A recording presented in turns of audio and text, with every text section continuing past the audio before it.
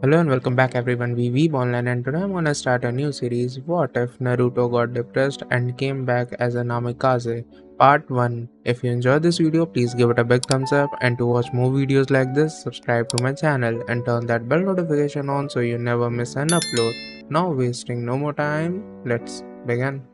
Naruto stumbled slowly back down the path to Konoha. He was mentally and physically worn out. He could only take 5 more steps before he fell to the ground without any bones. Even though it had been a long and fierce battle, he had won in the end. It was over with pain, and Konoha was safe. Nagato helped the people of the village live again, even though the village had been destroyed. The will of fire still burned strong inside them.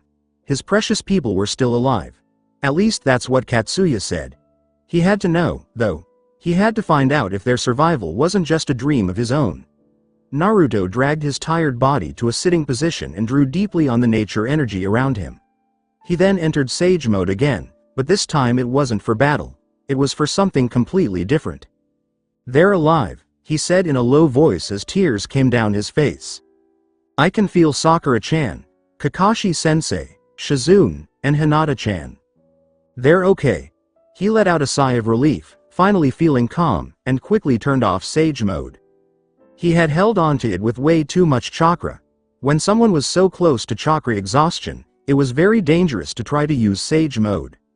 If he didn't have his normal, almost superhuman amounts of chakra, the nature energy would quickly overwhelm him, turning him into a frog and then stone.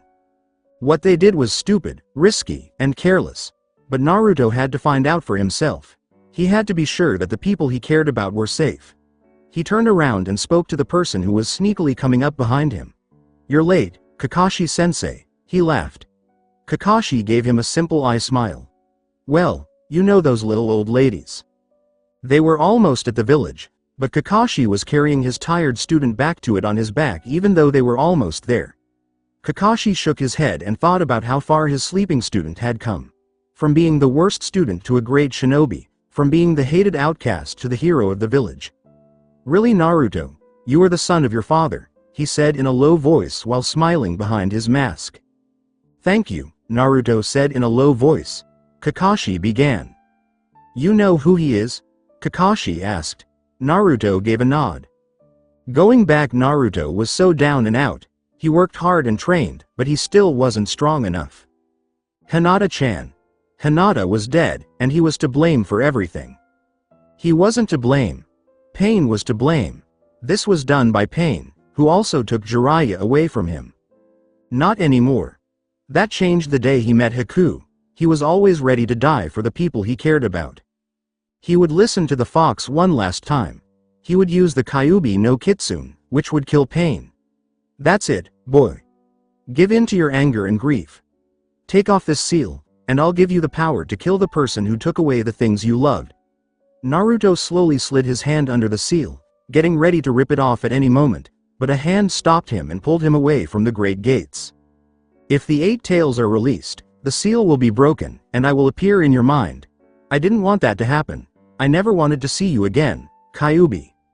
But I was looking forward to seeing how my son had grown, so I guess you could call it even." Naruto turned around and faced his father, Minato Namikaze, the Yondaime Hokage, who claimed him as his own. When Naruto thought about what his father had told him, including the message and the warning, but most of all, the sound of his father's voice, the twinkle in his sapphire eyes that looked just like his own, and most of all, the love that ran so deep in his father's voice when he talked about how much he believed in him. Then, they came out of the trees and saw something that Naruto had dreamed about for a long time but never really thought he would see. The villagers, all of them, gathered in a huge crowd, waiting for their hero to come back. They were there for him. They were there for Uzumaki Naruto. Once upon a time, Kakashi smiled as he thought about the first time he led his genin team, sure that they would fail the next day. He had no idea that Naruto would ever reach his goal, but now he was seeing it come true right in front of him. "Going back, I want to be more important than the Hokage. I will make sure that everyone in the village knows I exist." He told Naruto, "You did good." Naruto looked around with tears in his eyes, trying to find the faces of his closest friends but couldn't because the crowd was so loud. Suddenly, he saw Sakura. Her bright pink hair made her stand out, and she walked up to him with a smile. The crowd quieted down so much that Naruto could hear her whispered words. "Naruto," she said in a low voice. "Hi, Sakura-chan," he said, staring at the girl he had a crush on for a long time. "Oh no!" she yelled and hit him on the head. The people around them gasped, and some of them were almost blind with shock. Then she grabbed him and hugged him. "Thank you," she whispered as tears slowly fell from her eyes. As soon as she left, the crowd rushed in, picked him up, and threw him into the air. He started to laugh deeply and truly. Naruto's first sensei, Iruka, looked on with pride as she thought back on the boy, no, man, who had become like a brother to him, like a son. Naruto's smile got bigger as he saw the rest of his friends from Konoha 11. There was Lee, wearing those bright green tights, standing next to his sensei Might Guy, both of them striking the nice guy pose. He fell back into the crowd, and this time he saw Lee and Guy giving each other a man hug. Before Naruto's unbreakable sunset genjutsu kicked in, he quickly looked away. Neji and Tenten were the only ones who were able to ignore their teammates' antics. Tenten stood close to Neji, her face set in a look of pride, her hand resting almost comfortingly on the crook of Neji's elbow. Naruto was thrown into the air again, and this time he was looking for a specific person. The next group he saw was Team Ino. Shikamaru was leaning on his best friend's arm, and his leg was clearly broken. The first Chunin gave Naruto a big nod of the head to show respect. Anything else would have probably been too much trouble. Choji smiled crookedly, and Ino also smiled a little, but her eyes showed a bit of shock. Naruto was so happy to see them, but they weren't who he was looking for. Shikaku, Shikamaru's father, saw that his eyes were wandering and quickly figured out what he was looking for. The genius didn't move as one of the Anbu, who had all been useless against pain, landed next to him in a spot where he wouldn't be bothered by the crowd. "What is it?" he asked. "Meeting for emergencies. You need to go to the council room right away." "What meeting room?" Shinkaku asked Riley, waving his hand to show the destruction all around them. "I'll lead you to it." Naruto was getting worried. He had been tossed up 8 times now and he had still seen no sight of the one he was looking for. Finally, on toss number 9, he spotted Kiba, which meant that the one standing next to him all bundled up in the hoodie had to be Shino. Naruto still had difficulty with spotting Shino when he had all those clothes hiding almost all of his skin. Kiba was also smiling, a wide smile that showed off his elongated canines. Naruto couldn't for the life of him tell what expression Shino had on his face. But he could see that not all was what it seemed, something was wrong. Tension was written in every line of their bodies. Kiba, although smiling, was distracted. There was something forced about their appearance, as if they did not really want to be there. Naruto's heart sank. He knew what was wrong. "Stop," he whispered. The crowd did not heed him. "Please, stop," Naruto said. Some of them heard his words now, but, believing him to being modest, they just grew more enthusiastic in their praise. "Stoop," Naruto roared. Surprised, Naruto was dropped to the floor, landing with a thud onto his rear. Quickly he sprang to his feet, ignoring the small pain. "Where is she? Where is she?" he asked the crowd, which was now quiet. Those closest to him couldn't meet his eyes. "Naruto," Sakura said while biting her lip. "In what place is Hinata Hyuga?" A promise made, and broken. Naruto was taken to Hinata's bedside by Kiba and Shino.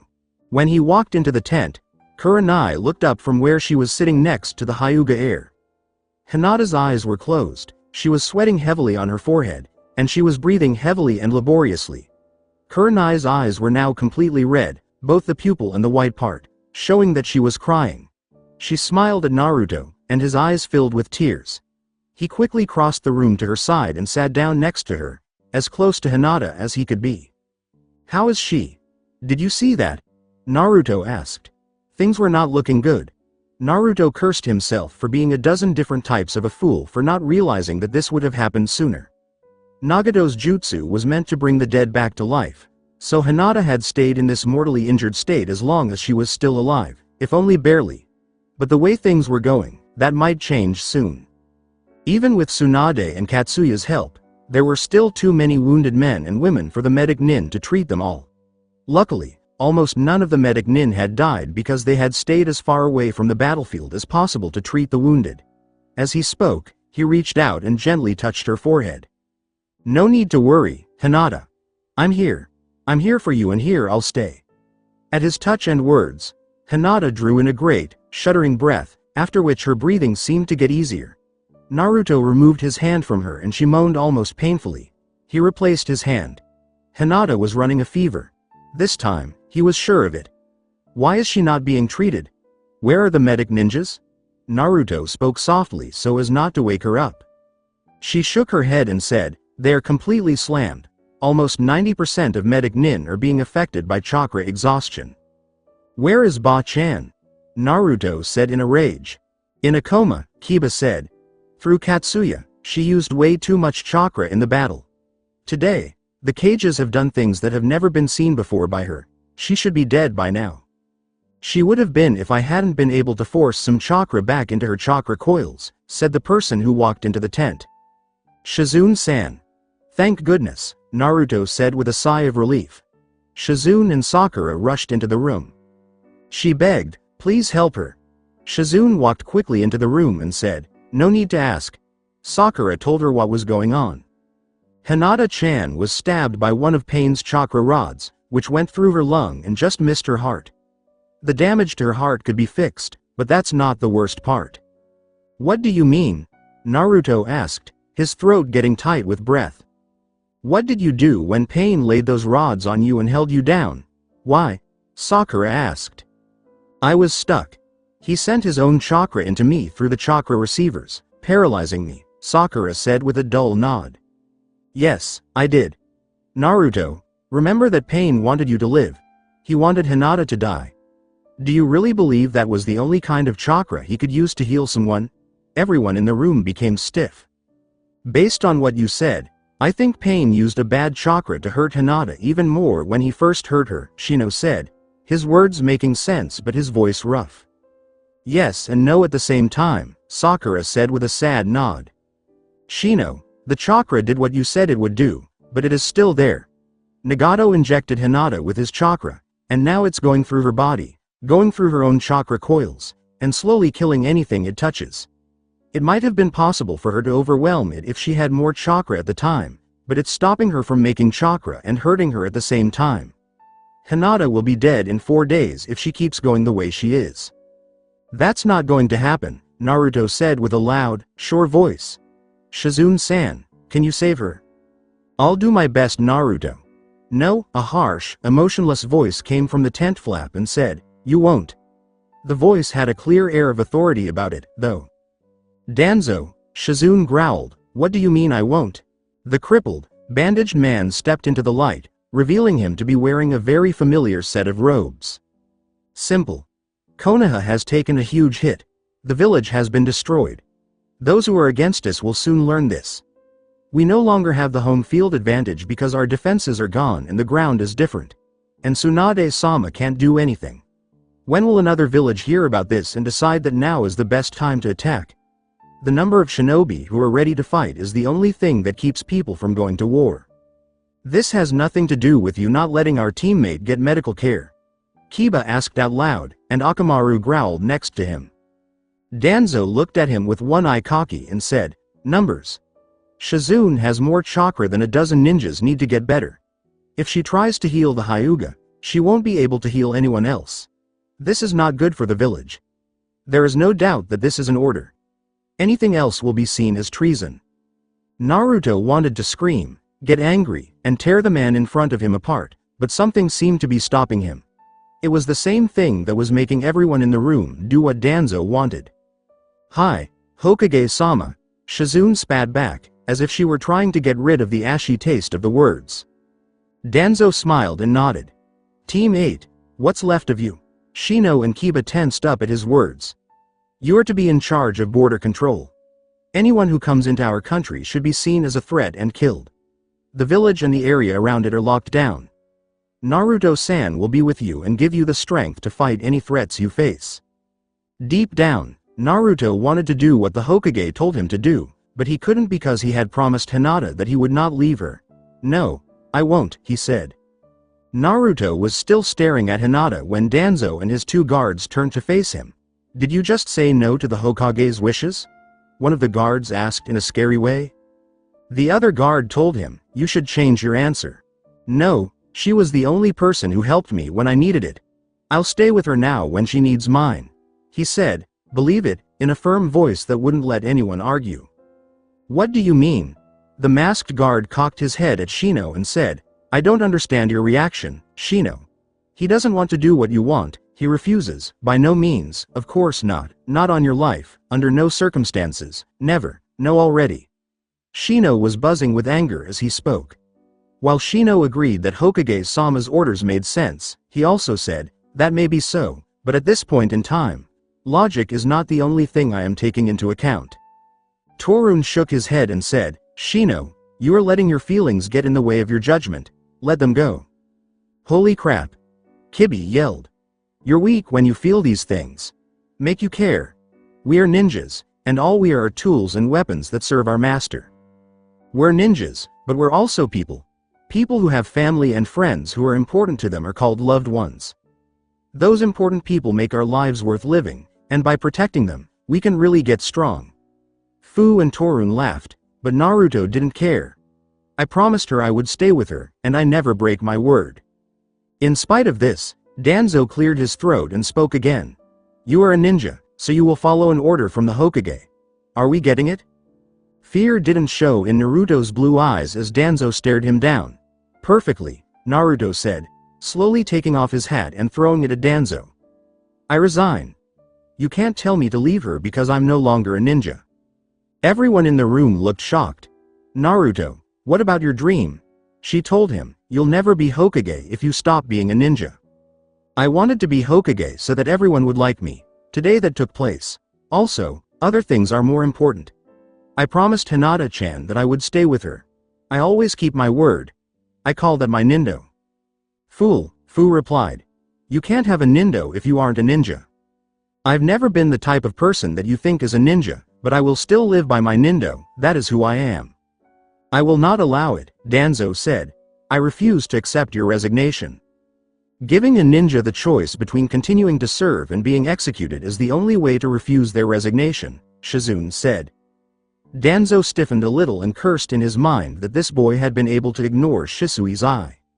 Fine, Danzo said, throwing Naruto's handkerchief back. Because you helped the Leaf Village beat pain, you are given some time off to rest and heal. I will find someone else to go with Team 8. But keep this in mind. You have to stay in the village until further notice. It would be like you were missing if you left, he told them as he turned to face them. Meet at the front gate in 3 hours. With that, he sped out of the room. Please forgive me, Hokage-sama. Why didn't you just put the rude child in jail for a few weeks for not following your orders? He asked Fu. Danzo walked a little further, and every other step his cane hit the ground. As Danzo spat out the word, popularity, he meant notoriety. Despite all that I have done for this village, I am still not very well known. Right now, Naruto is the village's hero. He really does have more help than I do right now. Believe it or not, that young fool was actually put forward as Hokage. Almost everyone in the village would be angry if I did anything to him right now. No, we just watch, wait, and pass the time. What the heck, this is probably for the best anyway. Because more Akatsuki are still after him and because he has this silly goal to find Sasuke Uchiha, this is probably for the best. It will stay in the village as a ninja, but it will only be half a ninja. Naruto Uzumaki will want to be a full-fledged ninja again one day. I will make him the best weapon possible as soon as that day comes. My most powerful weapon. Naruto stroked Hinata's hand and felt incredibly relieved that his headache was still on his forehead. I'm sorry, Naruto, Shizune said, putting her hand on his shoulder before leaving the tent. It's not your fault, Naruto said quietly. As Shizune left, Naruto looked at his best friend and crush, Sakura.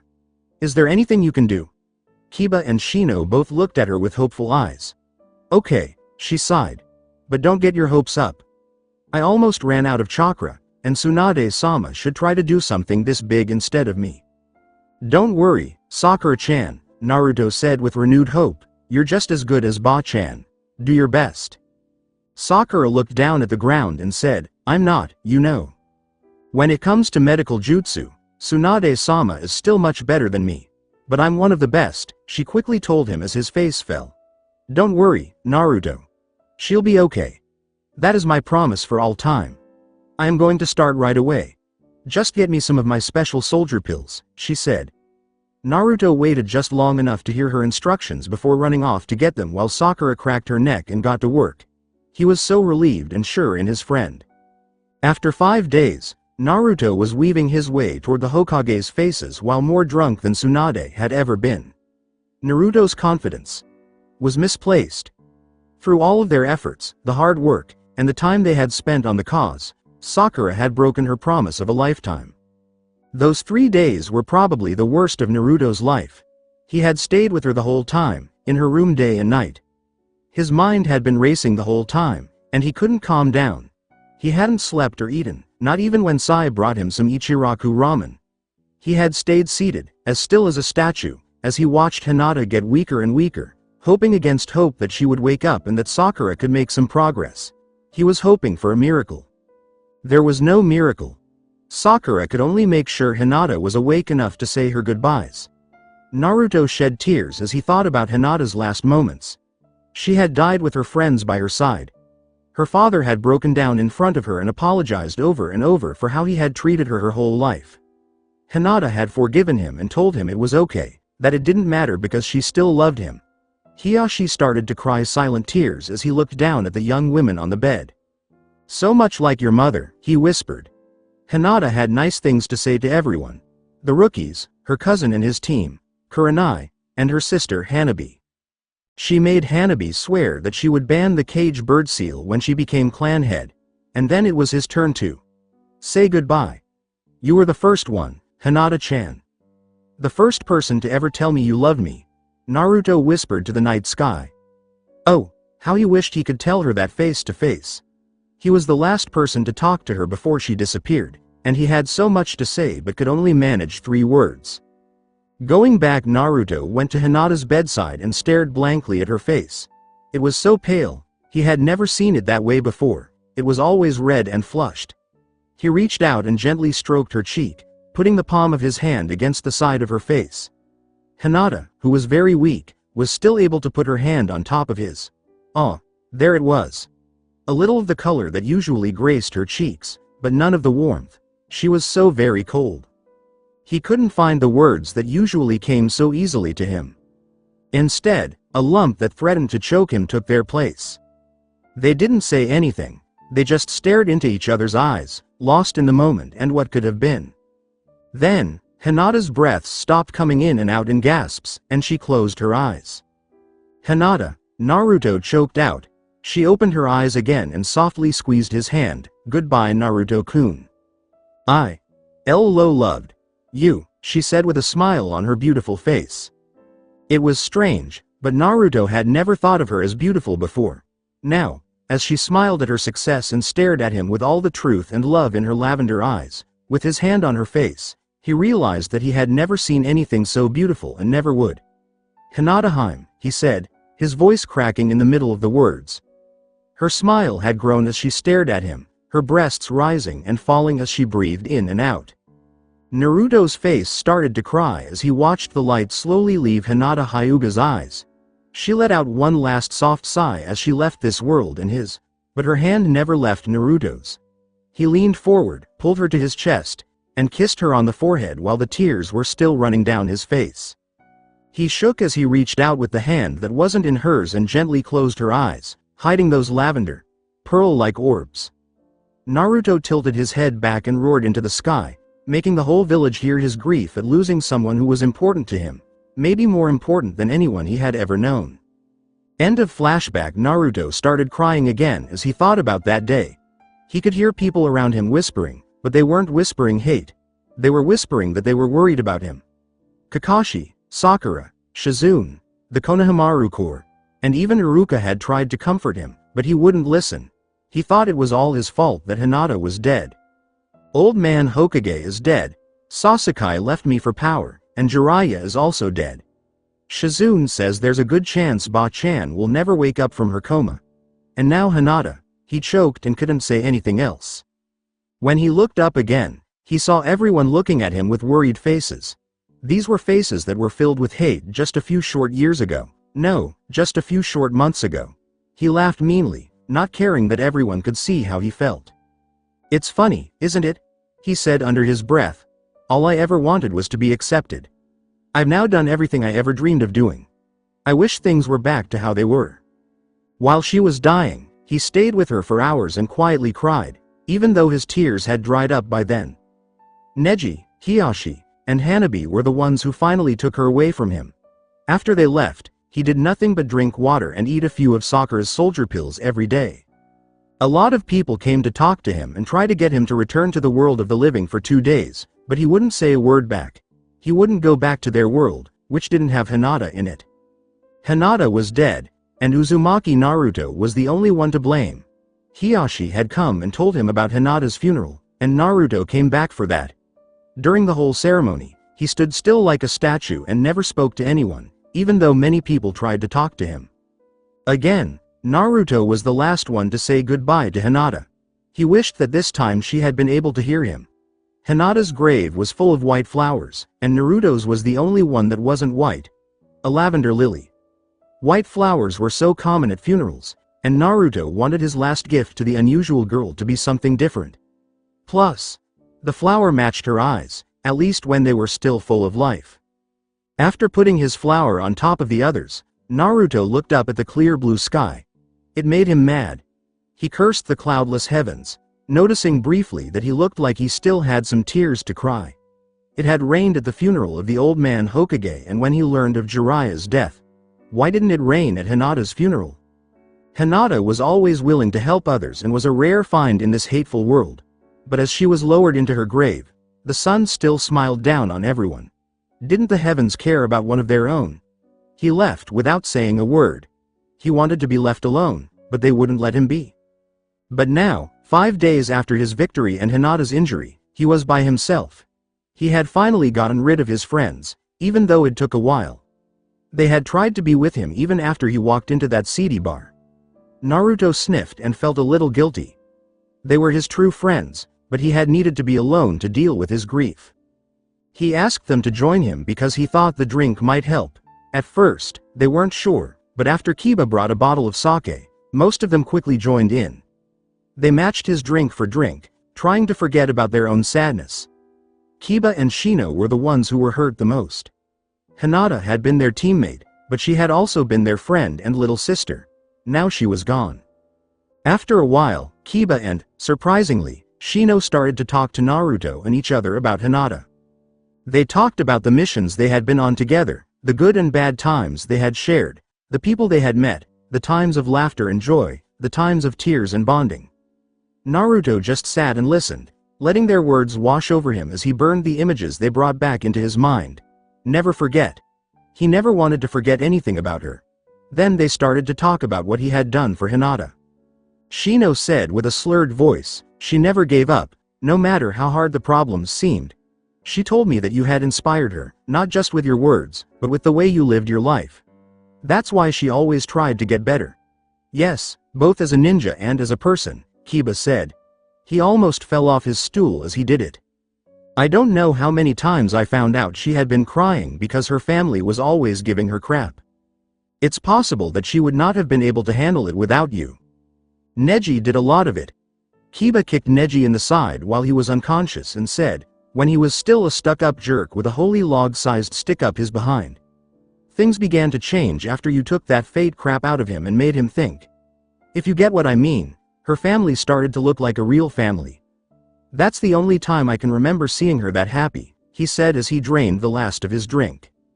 Shino said, "You helped her so much and didn't even know it. Thank you," the last person on Team 8 said in unison. Naruto bowed his head and cried, not caring that they could see. After that, they drank more, talked, and then drank even more. As far as Naruto knew, only he and Lee were not in some kind of alcohol-induced coma. Sakura was, but she hadn't joined in with the others because she had seen Tsunade get drunk too many times. Naruto stepped over Neji and Tenten and went over to Lee's twitching body. He pried open an eyelid and saw that Lee was unconscious from exhaustion. When the group walked into the building, the bartender saw Lee's green spandex-clad body and went crazy. Apparently, he knew Lee's drunken habits from before. The bartender got angry when he saw Lee hand Shoji a bottle of sake.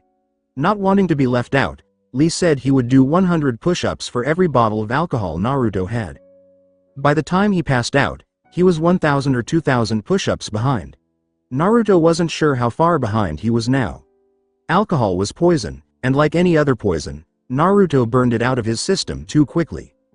Naruto then left the bar and began walking down the street with a slight twist in his steps. But people were still trying to talk to him, so he knew he had to get away for a while, somewhere he wouldn't be seen. But where? No matter what, Naruto always knew where he was going. He just followed his feet, which is why he was surprised to find himself walking up the Hokage monument. But it didn't matter, he knew where he was going now. A little further in, on the plains that made up part of the mountain, there was an old house that had belonged to Minato Namikaze, the fourth Hokage of Konoha, a little over 16 years ago. It was kind of funny in a strange way, because Naruto had always seen the fourth as his hero, someone who had given up his life for the village he loved, and he had learned everything he could about him. As Naruto walked up to the door, the fourth's legacy tried to open it. Of course, it was locked. It had been locked for 16 years. Naruto tried the handle again, this time violently shaking the door. A seal slowly formed on the door, and red ink began to drip across the lines of the seal, making it look like blood flowing across skin from an open wound. Finally, the seal was complete, and it was a bloody red color, almost as if it were warning him. Naruto looked at the seal for a moment, then he took out a kunai and closed his hand around it and pulled, not caring how deeply it cut. Naruto looked away from the thing that was in front of him and watched as blood rose from his cuts and slowly ran down the palm of his hand. The way that seal had been applied had to be telling him something. He put out his hand and put it in the middle of the seal. The seal slowly changed color, getting brighter and brighter until it exploded in a bright flash of yellow, revealing nothing. There was no change, and his blood no longer even marked the door. Surprisingly, the cut on his hand had already healed, and it wasn't because of the fox's chakra. Naruto tried the handle again, and this time the door opened. Every surface was covered in dust from being empty for 16 years. It didn't take him long to look around. The kitchen was clean and had a gas stove and a granite worktop for cooking. There was a set of knives hanging above the stove, each on its own hook.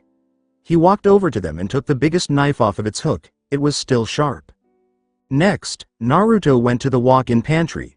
When he opened the first cabinet door, he laughed out loud for the first time in days. There, stacked on top of each other and squished together, was a cupboard full of instant ramen. He laughed a little and looked around the rest of the house. His parents had kept it very clean. Soon, there were only 2 rooms left to look at, the master bedroom and his dad's study. He went to the bedroom first. That the bed wasn't made up made Naruto very happy and sad at the same time. This room, this bed, was proof of his parents' lives. They had been here, in this room, and slept in this bed. A lump formed in his throat when he saw his crib on the right side of the bed. This was where he might have stayed if things had gone differently. He took a deep breath and turned back to his parents' bed. The sheets were still wrinkly, and most of the covers were pulled over to the right side, the side closest to his crib. A small chest of drawers with a lamp on each surface stood on either side of the bed. He moved to the one closest to the crib and carefully opened the first drawer. It had clearly belonged to a woman. His mother. This showed that it was his mother who liked to keep all the covers to herself. Naruto thought for a moment what his father thought of this behavior. Maybe that's why she's got a katana lying next to her bed within easy reach, he thought, laughing a little at the image it brought to mind. Sitting down on the bed, he lay the katana on his knees and bared about half of the blade from its sheath. Made with exceptional craftsmanship, the steel had a blue tinge to it. Naruto's eyebrows raised. Not only that, it seemed as if the entire thing had been forged out of that insanely expensive chakra-conducting metal, which had been layered many, many times over. Fishing around in his pocket, Naruto came across an unused tissue. Sakura had made him carry a bunch of them around with him, stating that he shouldn't use his sleeve, which he had been doing a lot whenever he thought of. Naruto stopped his train of thought. Holding the tissue over the blade, he let it float softly down into the edge, which parted it effortlessly. Still razor sharp, the blade bore obvious signs of use. Sweat stains could be seen on the red leather grip of the hilt, which matched the scabbard, but it had been extremely well maintained. Breathing out gently, Naruto slid the blade back into its sheath and turned to the first open drawer containing his mother's belongings. Naruto carefully took out each item, holding each one as if it were a priceless gem. There was a rope of pearls with a big pink pearl in the middle, matching earrings, and a jewelry box. His mother liked pretty things, or his dad liked buying them for her. Naruto opened the jewelry box slowly, wincing a little as the hinges squeaked. He didn't take any of the items out. Instead, he ran his fingers over them slowly, content to just look at them. Naruto found his mother's hairbrush in the very back of the first drawer. It was a cheap item that was made to be useful rather than look nice, but Naruto thought it was very important because his mother had used it a lot and some of her hair was still stuck in the bristles. "My mother had red hair," Naruto whispered. In the second drawer down were 3 bottles of perfume, 2 of them were open and 1 of them had never been used. They were all the same brand and make. They must have been his mother's favorite. Stuffed next to and underneath the perfume was a large number of woolen gloves and the occasional scarf, making a nest for the delicate little glass bottles. Included in this were several pairs of booties and baby gloves. Apparently, his mother got cold in the evening.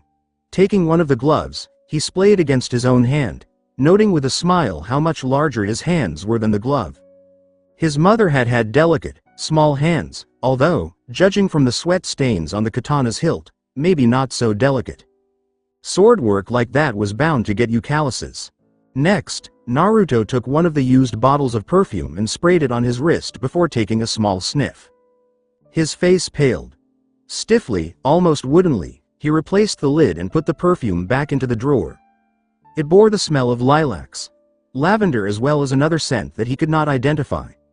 What were the odds that his mother would have worn the same type of perfume as Hinata? Naruto closed the drawer and without looking at the third and final drawer, moved over to his father's side of the bed. In contrast, his dad's drawers did not hold any jewelry. Instead, the first drawer held a well-read and heavily creased copy of Tales of a Gutsy Ninja, written by Ero Sennin. It also held a picture of Minato's team, with Kakashi in the middle and 2 others that Naruto could not identify. Next to the picture was what looked like a strange kunai, with 3 clear prongs. Naruto picked it up and ran his finger along the edge. "Ah, still sharp," he said in a low voice as he sucked on his finger. He was thinking that maybe there was a seal on the house that kept those things inside sharp. There were some other miscellaneous items in the second drawer, but what Naruto's eyes were immediately drawn to was a Jiraiya-sized box of condoms. Naruto blushed.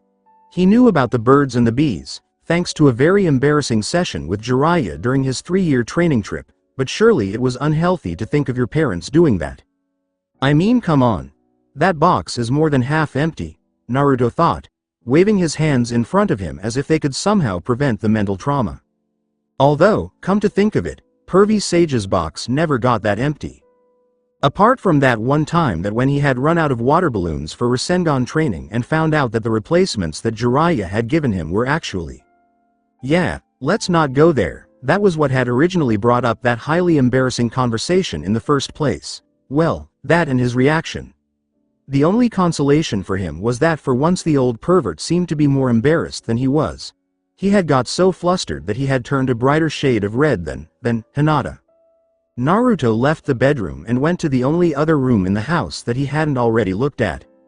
It looked like his father's study, and there was a window with a view of Konoha. Naruto stopped for a moment and just looked out at his home. The sun was starting to go down, bathing the village in liquid golden light.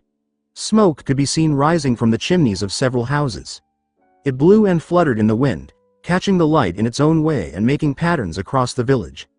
The sunlight reflected strongly off of several reflective surfaces, creating silver gems of light that were spread out across the village. His home was a beautiful place, or at least he thought it had been. Now, his father's study no longer looked over the village that he had once sworn to protect as its Hokage. All that remained was a crater, gouged roughly into the ground. That, and the rubble and debris of what had once been the homes and livelihoods of the thousands that had made up the strongest of the hidden villages. No longer the tall buildings, the straight roads and the winding streets. No longer the beautiful gardens that had studded the area, relieving the sometime monotonous background of the village life. No more Ichiraku stand either, but that wasn't really all that important. The village could and would be rebuilt, it would just take time. And time was not important, only life was important. Naruto smiled a bit as he could easily see the tent city that had sprung up in the crater from here. It was even possible to see the piles of lumber that had been brought in for the builders to work with. There were even a couple of rows of houses that Captain Yamato had apparently built using his wood jutsu. Although, those houses did bring a slightly sour taste to his mouth. He had been told that Danzo, the elders and that most of the civilian council had taken those houses for their own. But all that he could see from here pointed toward the incontrovertible truth. Konoha lived on. Its people lived on. At least, most of them did. Naruto sighed and looked around the room. There was something wrong with it. Every other room in the house was pretty clean and organized, but this one wasn't. On his left and right walls, there were bookcases.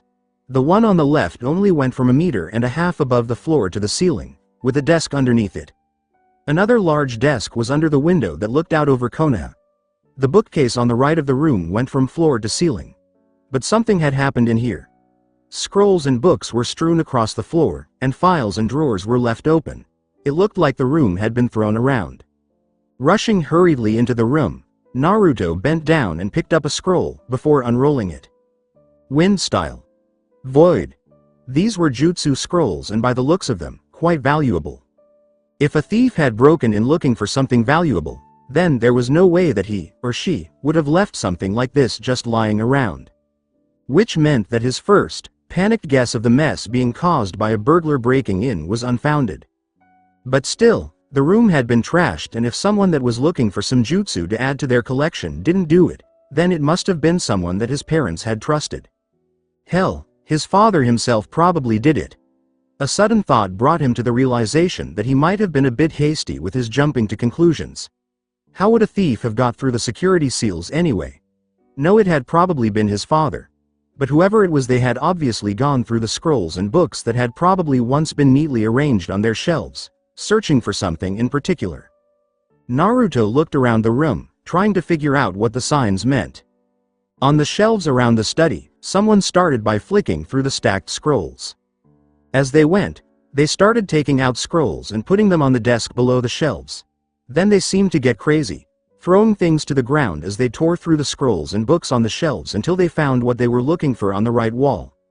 They then threw everything that was on the desk to the floor and spread out a specific scroll on the desk and weighed it down with kunai.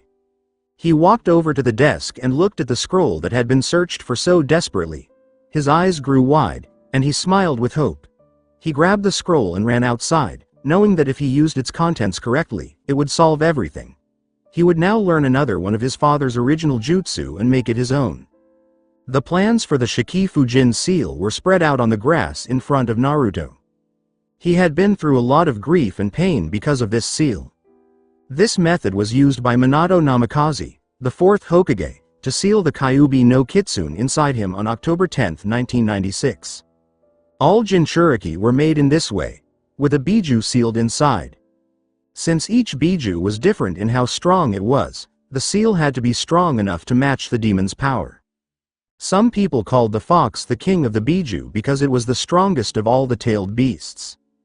Because of this, one of the strongest seals ever made was used to keep the Kyuubi inside Naruto. The Shikifujin seal, to be exact. It didn't come for free, though. The Shikifujin seal worked by calling on the Shingami, who is the death god. The fourth Hokage and the death god then worked together to seal the Kyuubi inside Naruto. They used the Yondaimi's life force to power the jutsu. That being said, Naruto was most interested in the part of this jutsu that first called the Shingami to the mortal plane. He slowly started making the hand seals that were needed. Naruto slammed his hands against the ground and yelled, "Shikifujin." At least at first, nothing took place. Naruto didn't have to wait for long before the air around him turned cold. The shadows got longer and darker, making them look like they were reaching out like one of Nara's jutsu. However, the evil intent that came with those shadows made one thing very clear. Whatever caused this darkness, it wasn't a person. More and more, the light got dim and fainter, as if it were being eaten by the shadows. Then the darkness started to come together, making what looked like a single black mound by building on top of itself. The mound started to take the shape of a man very slowly. First, the head and limbs could be told apart. Things started to become clear little by little. The work was finally done, and a man came out of the shadows. It looked like a man, at least. The figure was completely hidden by a black cloak and hood. His face was in shadow, but not just shadow, it was more like an abyss. A large scythe was held in a hand made of bone. Naruto thought it looked so sharp that it could cut someone just by looking at it. The scythe was in the left hand of the figure, but that hand. Death had already touched it. Small strips of rotting flesh stuck to the clean bone that was otherwise stripped. The figure slowly raised the other hand to his hood and then threw it back, showing the empty eye sockets with a cold light burning behind them, the yellowed teeth in a death head grin, and the hole where the nose used to be. There was such a feeling of evil in the area that Naruto almost screamed out in fear, but something stopped him. "Why are you wearing reading glasses?" When the figure took his glasses off, he looked startled and showed Naruto another surprising trait. "Your fingers are ink-stained." Putting his arms down, the figure spoke. "Who are you to summon death?" Naruto cursed under his breath as he looked at the scroll again. It looked like he hadn't done the jutsu right. "Oh. Wrong number?" Naruto asked, feeling a little bad about himself. The figure opened its eyes. "Well, who exactly were you looking for? The god of the dead?" Naruto said yes. The figure leaned forward in a way that was almost excited. He walked around Naruto and looked him over. "Now, don't tell me which aspect you're looking for. I'll figure it out myself." "Let's see, he's idealistic, always keeps his word, obviously the hero type with the body of a Greek G, I know. You're looking for Hades." At this, the figure changed into a tall, ripped man with long, black, slightly greasy hair who was wearing a black toga with tortured faces moving inside it and carrying a sword around his waist. "No?" Naruto asked with a stunned look on his face. "All right. Well, you're a bit short, but with that warrior light in those blue eyes and that blonde hair, you must be a Viking, so you're looking for Hela, right?" "No," Naruto spoke up. "Damn, you're not Egyptian, so Anubis is out. You didn't recognize the Grim Reaper and I doubt you're an African so." Naruto yelled, "I was born in Konoha." He was a little annoyed. The figure stopped moving at this point and then turned into the Shinigami. He held the knife between his teeth as the scythe turned into a knife. The teeth were set in a demon's face. Shinigami's clothes turned a really sick white color. The Shinigami asked Konoha, "Oh, that's right. I can see the break now. Tell me, do you know anything about a disturbance that happened here about 5 days ago? There was a lot of noise in my realm," as if the answer to his question didn't matter. Naruto asked, "Are you the Shinigami?" The figure gave a nod.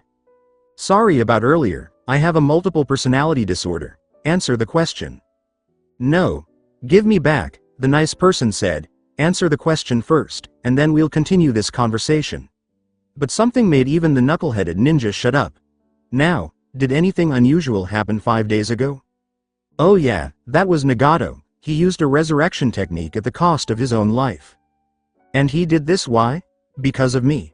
After some time, Naruto realized he had been grinding his teeth when he heard a rough sound coming from the Shinigami. "All right, now, what was it that you wanted?" "Give me back Hinata-chan." The Shinigami blew up and said, "That's it. You're the reason why I'm up to my eyebrows in paperwork with that stunt that you pulled getting so many souls out of the underworld. Do you have any fucking idea how many forms I have to fill out for every bloody person who ends up dead in the first place?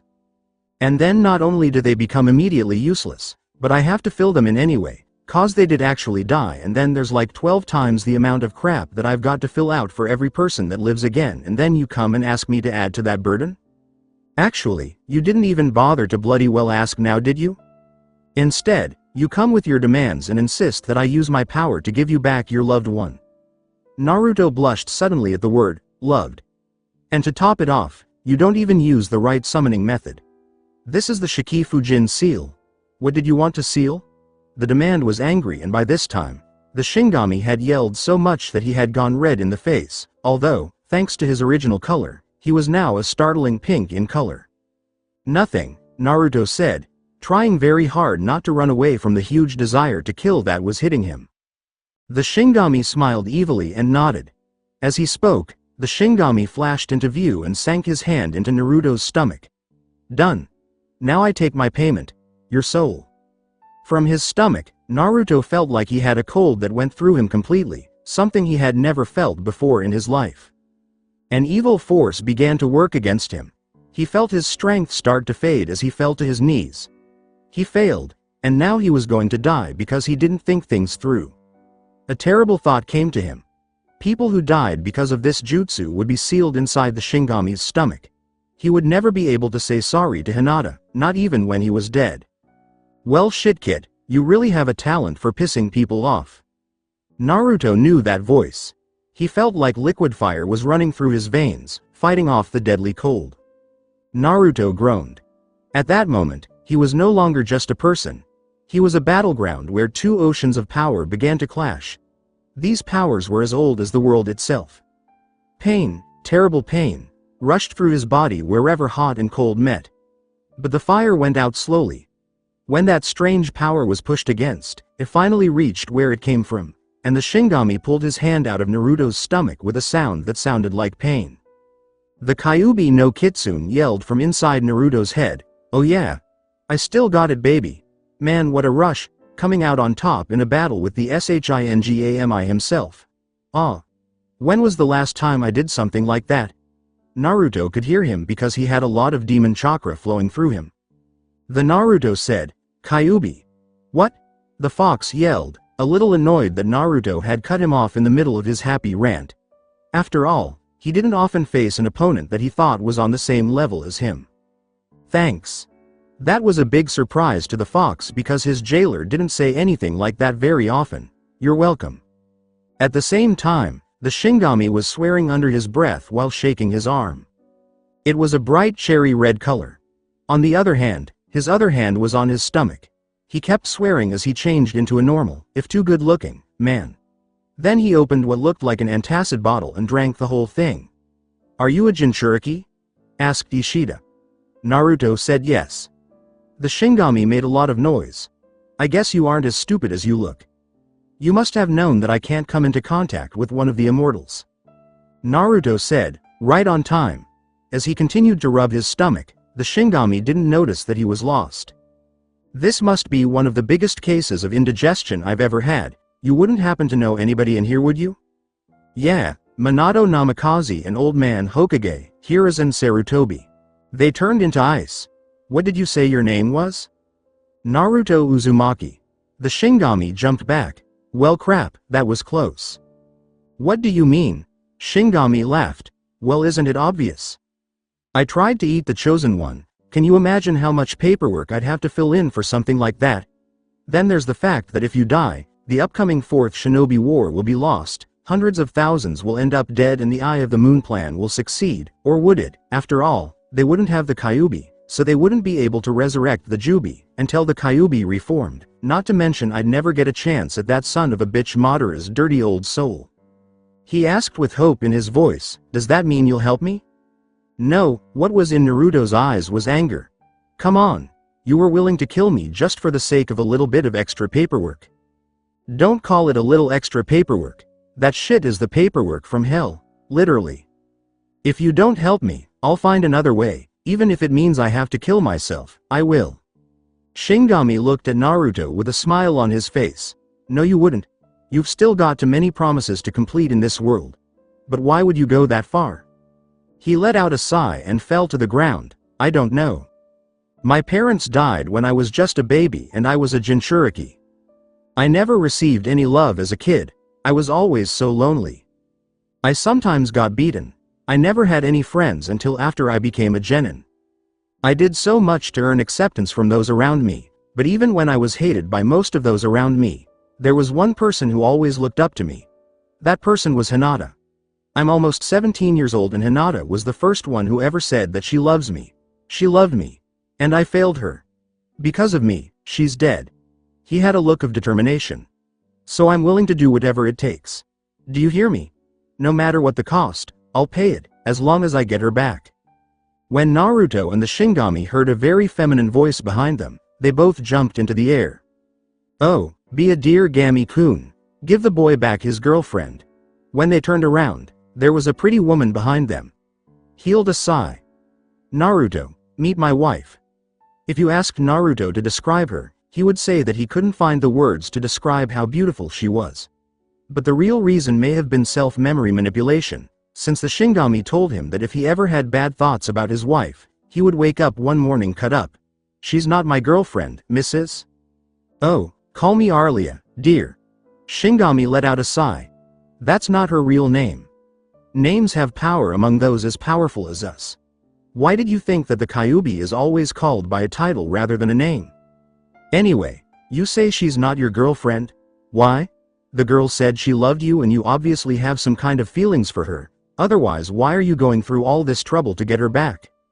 I don't know what I feel for her. She's a friend, sure, and I would do anything for my friends. As for the trouble, well, I never really planned any of this. After I saw the scroll, it all just seemed to happen. You mean you summoned my husband, the god of death himself, on a whim? With a sad grin on his face, Naruto put his hand behind his neck and scratched. Well, when you put it that way, it does seem kind of stupid. But I thought that there was chance that this would work, so I didn't need to think about it anymore. The Shinigami winced as Arlia gave her something that looked a lot like the feared puppy dog eyes no jutsu. Damn it, woman. It's not that fucking easy. What did you say to me? She asked in a quiet voice. But the Shinigami, who was god of death, lord of the underworld, king of the dead, and prince of darkness, hid from her angry gaze. I mean, I'm dreadfully sorry, my beloved, but I am afraid that what you are asking of me can simply not be done. I'm lord of the dead. Unfortunately, when I took the job, the small print in the contract stated that I could not send someone back of my own accord. It would set an extremely dangerous precedent. Naruto felt like he was being weighed, measured, and looked at in a huge number of different ways as Arlia stared at him. She looked at him like she knew his soul. It needs to be done. With this burden added to the rest of them that he carries, he will not be able to win the upcoming war. He will fail and the world will fall. The Shinigami cursed and said some words under his breath. In the middle of his rant, Naruto was pretty sure he heard the word paperwork.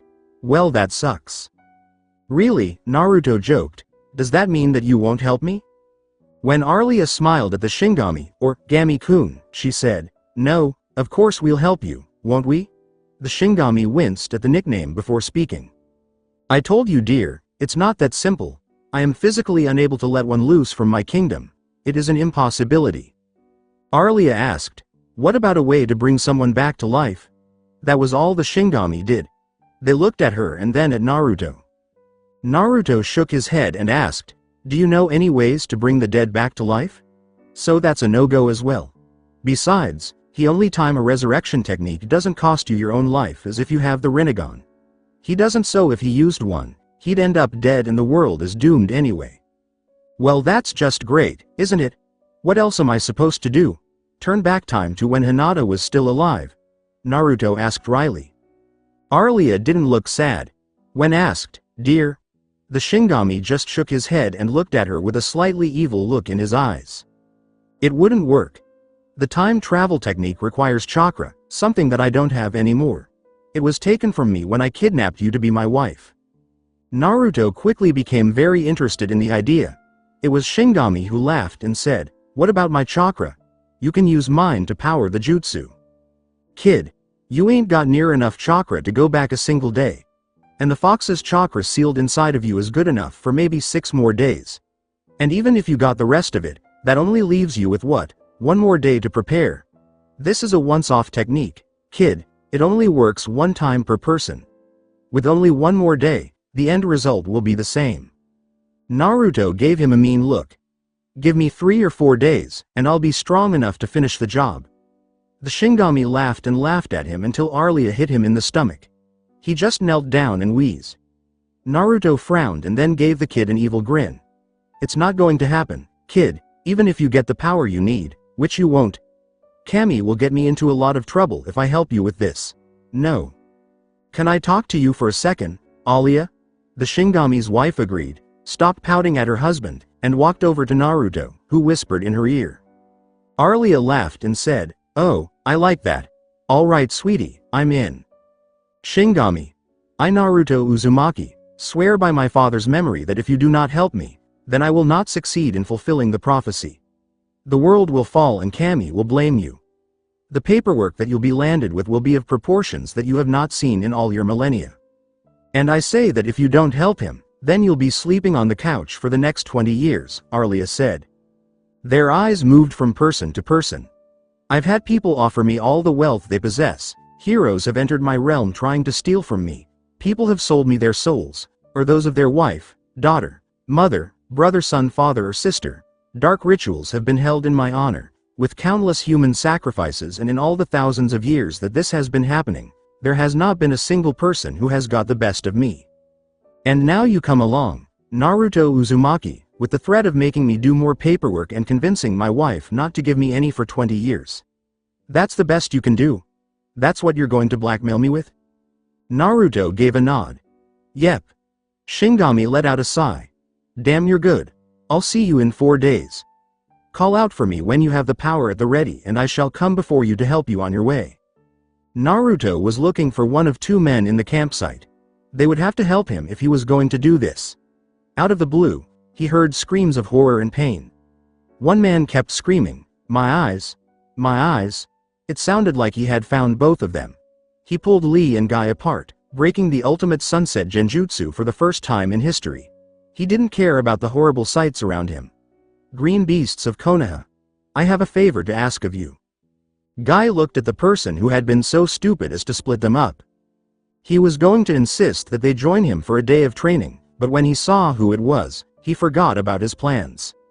Naruto was the one whose eyes were once again filled with the fire of youth. He was ready to do anything to help the young hero of Konoha. We'll do everything we can to help you, Naruto. Consider your favor done. That's a promise. Guy yelled, ending his speech with a thumbs up that made people almost go blind from the light reflecting off his teeth. The nice guy pose. They had to do what they said they would do. Thank you, Guy-sama. I need you and Lee to teach me how to use the Hachiman. After 3 days, Naruto moved to the largest of the still unbroken training grounds, which was a forest with lots of living things. He had done it. Guy and Lee were tough bosses, but once you learned how to open the first 3 gates, the Hachiman was surprisingly easy to use. The hardest thing to do was actually open the first one. He learned how to do that in almost half a day. That is, half a day with a little more than 3,000 Kage Bunshin working with him. Before he told them that he had truly trained for over 4 years, both Lee and Guy were amazed at how far he had come. Sage Mode let him make a lot more copies if he didn't use any as extra batteries to store nature chakra. Yamato-sensei was worried that he wouldn't be able to keep up if any of them turned into Kyuubi because he had made so many. But since both green beasts were there to help, any clone that looked like it might start to change into a fox quickly died. Naruto could now use the Hachiman. He needed more power than the gates could give him, though. Naruto laughed at himself because he knew he needed more power. He quickly checked his thoughts to see if he was beginning to look like Emo Uchiha. No? Okay. He was lucky that he knew how to get it. Naruto walked to the middle of a clearing, sat down on a big rock in the middle of the space, and put a small container in front of him. He took a deep breath in and forced his body to stay still in a meditative pose. He heard the words, "First gate, gate of opening, open," and he could feel a rush of power going through him. They said, "Gate of healing, open," and he could feel his chakra levels rising. Gate of life, open. His skin was red from the extra blood flow at this point. Gate of pain, open. It was at this point that any further movement would start to tear his muscles apart. But his wise training had helped him stay still. It was getting really hard to stay still as the gate of closing opened. All of his energy made him feel so full that he was about to burst. There were cracks in the rock Naruto was sitting on as he opened the 6th gate. It said, "Gate of joy, open." Naruto felt himself being pulled into his own mind all of a sudden. Kyuubi asked with a slightly annoyed tone, "What the fuck do you think you're doing? Even more than usual." "Getting power so that I can use that time travel jutsu so that I can save Hinata." "You fool, if you open all the gates, you'll kill us both." He just shook his head. "Not right away. Guy said that most men could last at least 3 minutes after opening the gate of death. With my healing factor, I can more than triple that time. Plenty enough for me to gather all the power I need. Gate of Wonder, open. Mad. You truly are mad. Don't you realize that in the last few seconds of your life, I'll break free of this accursed prison and lay waste to all around me? The Naruto smiled. Nice try, Furball, but the gate of death causes your heart to explode. Death is pretty much instantaneous. Kyuubi growled at him in a scary way. Damn you. Don't you realize that even if you open all the gates you still won't have enough power to go far enough back in time? I know. So you'll help me. Open the gate of death, Naruto said. At that moment, he became aware of the world around him again. A huge column of blue chakra had shot up into the air, and it could be seen for miles. Chakra seemed to be leaking off of him in large enough amounts to make a fake Jinchuriki. A lot of shinobi were already on their way to find out what was making all the noise. Naruto fought the urge to have a smile. They'll be here in a while. He and as many copies of himself as possible had been setting as many traps as they could. Even though they weren't dangerous, there were so many of them that the area was almost impossible to get to. Naruto went back into his mind and walked toward the cage's doors. He stopped in front of the big gate. No answer was given, so Naruto ripped the paper seal off the cage doors right away. So what do you say, Kyuubi? Want to help me? With a happy howl, the Kyuubi jumped forward and sent all of his chakra at Naruto. He was determined to control the stupid human and set him free. He yelled, "Fool! Don't you know that I can still heal your body before I take it over?" The fox quickly tried to keep his chakra from Naruto, but Naruto held on to it with all his strength. What did Naruto say? He smiled and said, "Gotcha." Naruto began to draw sage chakra into his body as soon as he took off the seal. The seal was broken, letting all of the 9-tailed fox's chakra flow through him. But your chakra comes in 2 forms, doesn't it, Furball? Chakra and will. It was your will that kept on trying to take over my body, but if you use your will now, then I'll move and we'll both end up being a large stone toad. You wouldn't like that now, would you? The legend of the Kyuubi no Kitsune finished with him becoming a petrified amphibian. Curse you. As Naruto felt the Kyuubi's chakra merge with his own physical and spiritual chakra, he laughed to himself. This would put him into sage mode, which gives him almost twice as much chakra as the fox ever had. He was afraid it wouldn't be enough, though. Even so, he needed more. He focused his energy and stopped drawing on the natural energy around him just long enough to swallow the contents of the box he had put in front of him. His heart was in his throat because he had to reach over and take a bite. In a single, jerky motion, he swallowed the whole thing and started drawing slowly on the natural chakra around him right away. He almost winced from the pain that the colored pills from Akamichi were giving him. But he could feel the spinach, curry, and chili pills giving him an unnatural boost. Each pill made the amount of chakra in a person's body bigger. You had 100 times as much chakra just from the chili pill. But by taking them all at once. The pills were usually only used by the Akamichi clan because they turned fat cells into chakra, which the Akamichi family always had plenty of. If there wasn't enough fat, though, the pills would kill any other type of cell in the body that was energy rich. This was what killed everyone else. In Naruto's case, Kyuubi's influence caused his cells to divide at an extremely fast rate. Naruto's chakra was so strong that it ground away the rock below him and caused him to start making his own crater. His chakra coils had long since broken and separated, and the Kyuubi's influence was all that was left to hold on to the ocean of power that was inside him. When Naruto felt his chakra peak, he began to draw deeply on any nature chakra that was nearby. He was trying to find balance with the energy that was already inside him. There were too many things around him for it. As Naruto drew too much energy from the plants around him, they turned brown and died, like a stain spreading out from where he was sitting.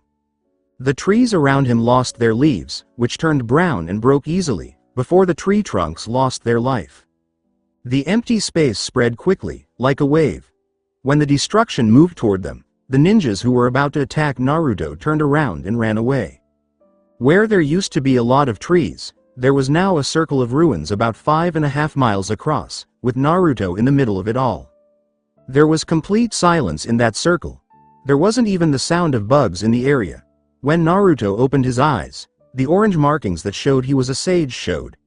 He looked around at the destruction around him. Clods of earth were floating around him, lifted by the power he held, which everyone in the elemental nations could feel. Anyway, Naruto knew that he would be wiped out if he tried to channel it. I call upon you. Shingami. This time, the Shingami didn't make a big entrance. He just blinked into view, still looking like the man he had left as, which was a normal man. Shit, kid. What the hell did you do? The court of the gods was almost toting itself when it felt what you were letting out.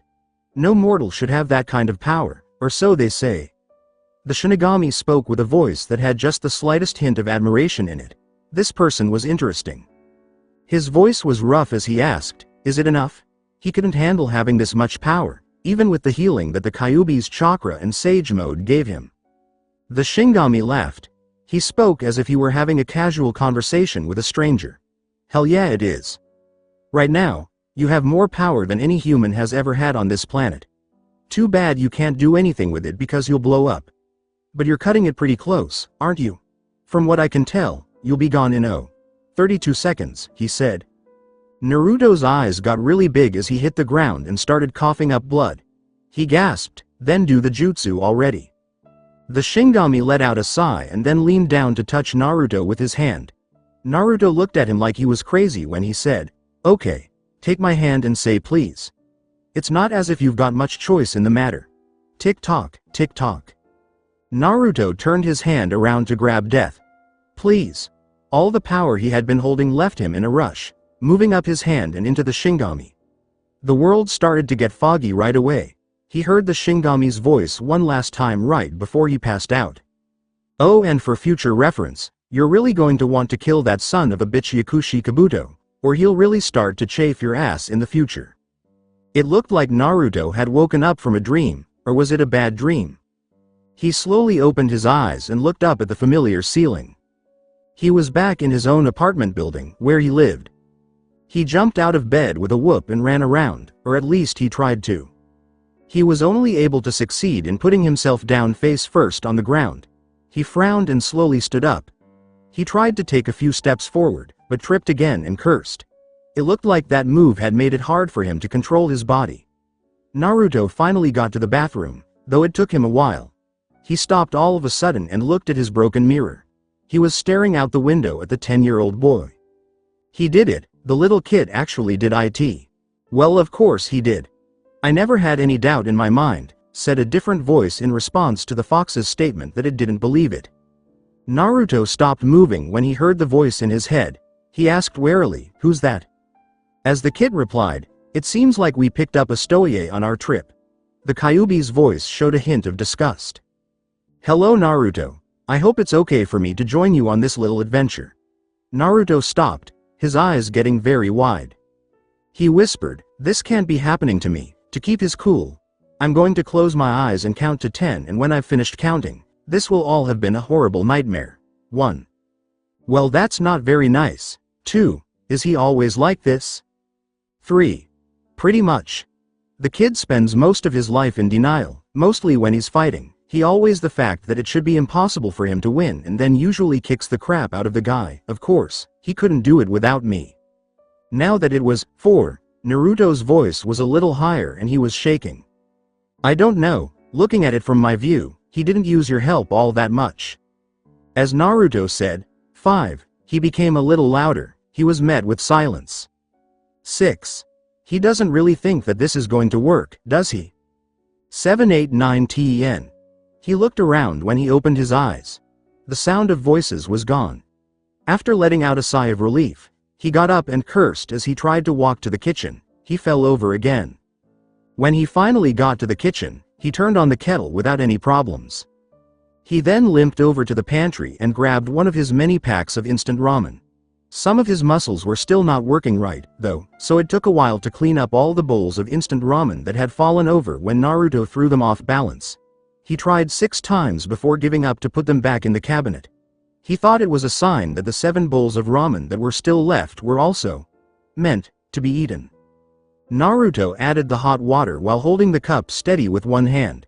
The kettle had already boiled the water. Or, they tried to. Naruto screamed as he hopped around in pain while holding his burned hand. He hit many things, corners, and edges before tripping over his own feet and falling to the ground. "Why does this crap keep happening to me?" Naruto cried out. "Because sending you back in time resulted in you having the mind of a 16-year-old in the body of a 12-year-old boy. To be frank, you're trying to move as if you were still as big as your 16-year-old self, when in fact, you're stuck in your titch of a 12-year-old body. I'm not a titch. You're 12 years old and under 4 feet 8. Face it, you're a midget.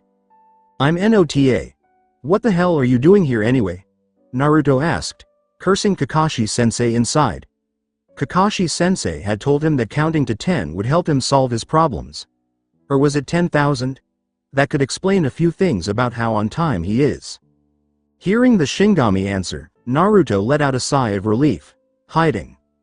Naruto asked out loud. You're the god of the dead, who could you be hiding from?" He looked shocked. "Kami." When Naruto heard this, he closed his eyes and went to a place in his mind that he knew well. His voice was full of interest as he asked, "What do you mean, Kami? Why would you hide from him?" Kyuubi tried to get his nose between the cage bars and said, "I'm curious about that because, as far as I know, you two are almost equal in power." One more time, the Shinigami stood in the middle of the sewer as a person. He sighed and sat down on the soft armchair that appeared behind him.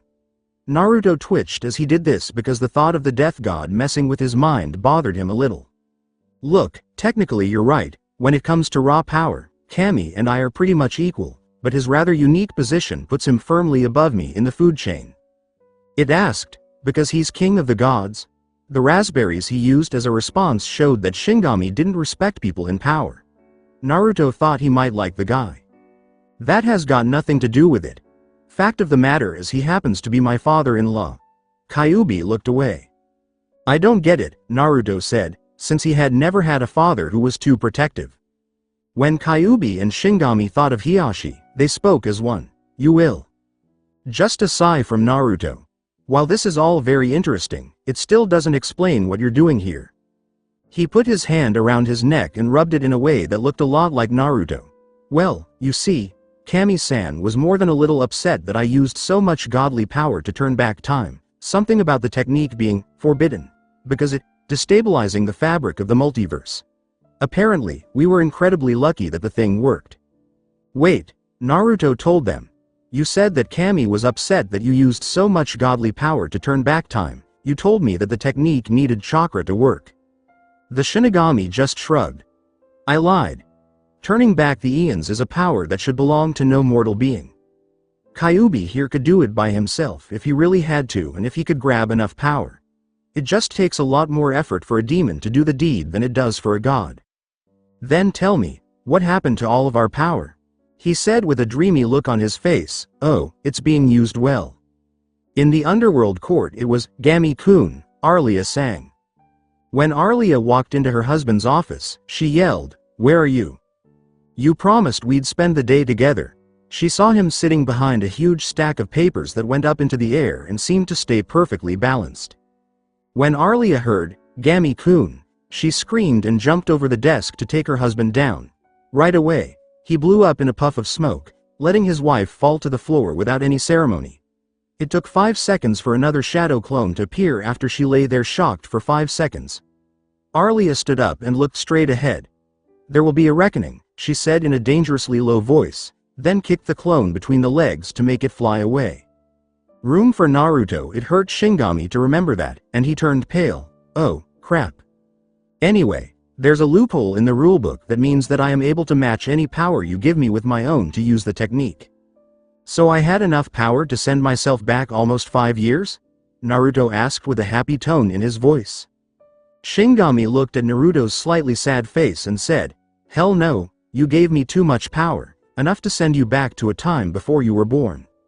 Naruto's eyes got bigger. "Then why did you only send me back 5 years?" The Shinigami just shrugged. "Although it doesn't seem like it to you, it actually takes quite a while to perform the technique and I was interrupted when I was halfway through. Besides, you only really need to start changing some stuff when you become a genin, although, it might be better if you had a better foundation of techniques to go with. You know, You still haven't explained why you're hiding in my head. I'm not. I'm hiding in your seal. Since I helped your dad make it, it's one of the few places that I can stay without being detected. Plus, I find myself in the annoying position of being in your debt. What? The Kyuubi sighed. His host didn't always know what was going on. Think, Kit. You gave him power. He had to perform a task using the same amount of power. He did not, since he was interrupted, probably by Kami. Yeah, let's go with that, Shingami thought as he remembered that interesting story about his wife. He shook his head and turned back to what Kyuubi was saying. And so, he needs to repay you what he owes you. After all, it wouldn't do to have a god indebted to immortal. Oh, Naruto said with a slow smile moving across his face. Shingami was drenched in sweat. That smile made him feel bad. Naruto asked with a happy tone in his voice, so basically, I've got the god of death as my personal slave for the long term? But as soon as he said those words, a huge wave of killing intent hit him. No, it wasn't killing intent, it was something else.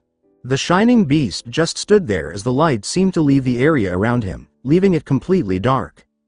However, the darkness did not hide him. He seemed to be hiding the darkness itself. It seemed like the light that always seemed to shine into Naruto's mind changed, and the man's eyes turned milky white with bright red spots in the middle. Then it got cold. It wasn't icy cold, but cold like a mist in a graveyard.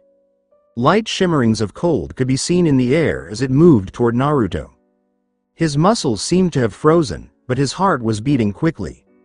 It got colder around Naruto, and he could feel it in his skin. His fingers and head started to tingle without feeling anything, and then the cold started to get worse.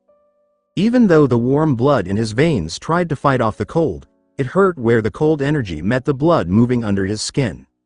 He lost his warmth, and Naruto gasped for air as he fell to the ground. The cold started to run through Naruto's veins and reach his heart, making him feel numb all over. It wasn't just cold, though.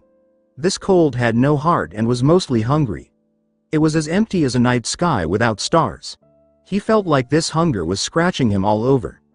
Naruto could almost feel his mind, his goals, and even his dreams being slowly crushed by that mindless, frozen hunger. The cold was slowing his heart rate and making it impossible for him to breathe. It left him after that. Naruto was lying on the ground, curled up like a fetal position, gasping for air while he tried to ignore the empty feeling that the cold had left him with.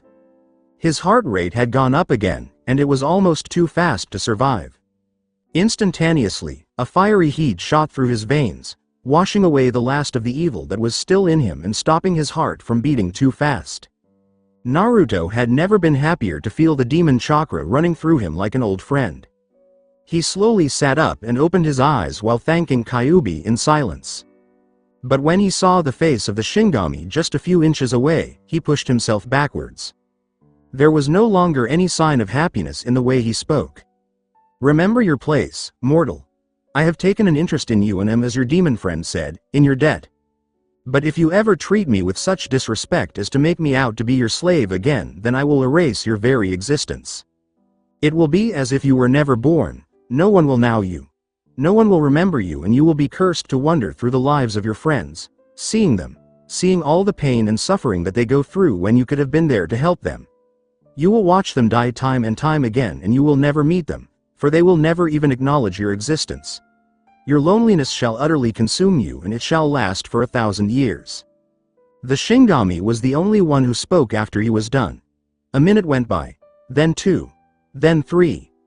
Naruto finally took a deep breath, bowed to the Shingami, and touched his face to the ground. I'm sorry, Shingami-sama. I often act before I think, and I promise it won't happen again.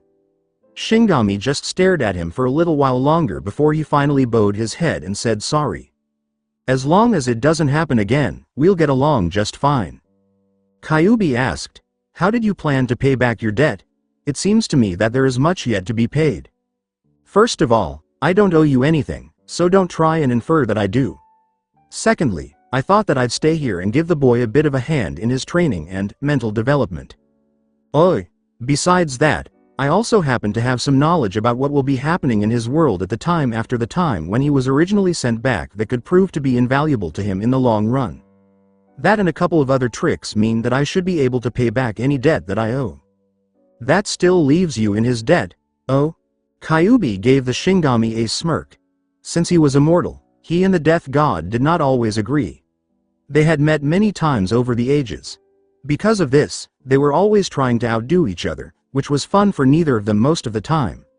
You're hiding from Kami in the kid's seal. You never asked for permission and are also effectively invading his mind, something that goes against more laws than I care to count. The Shinigami said, damn. You're right.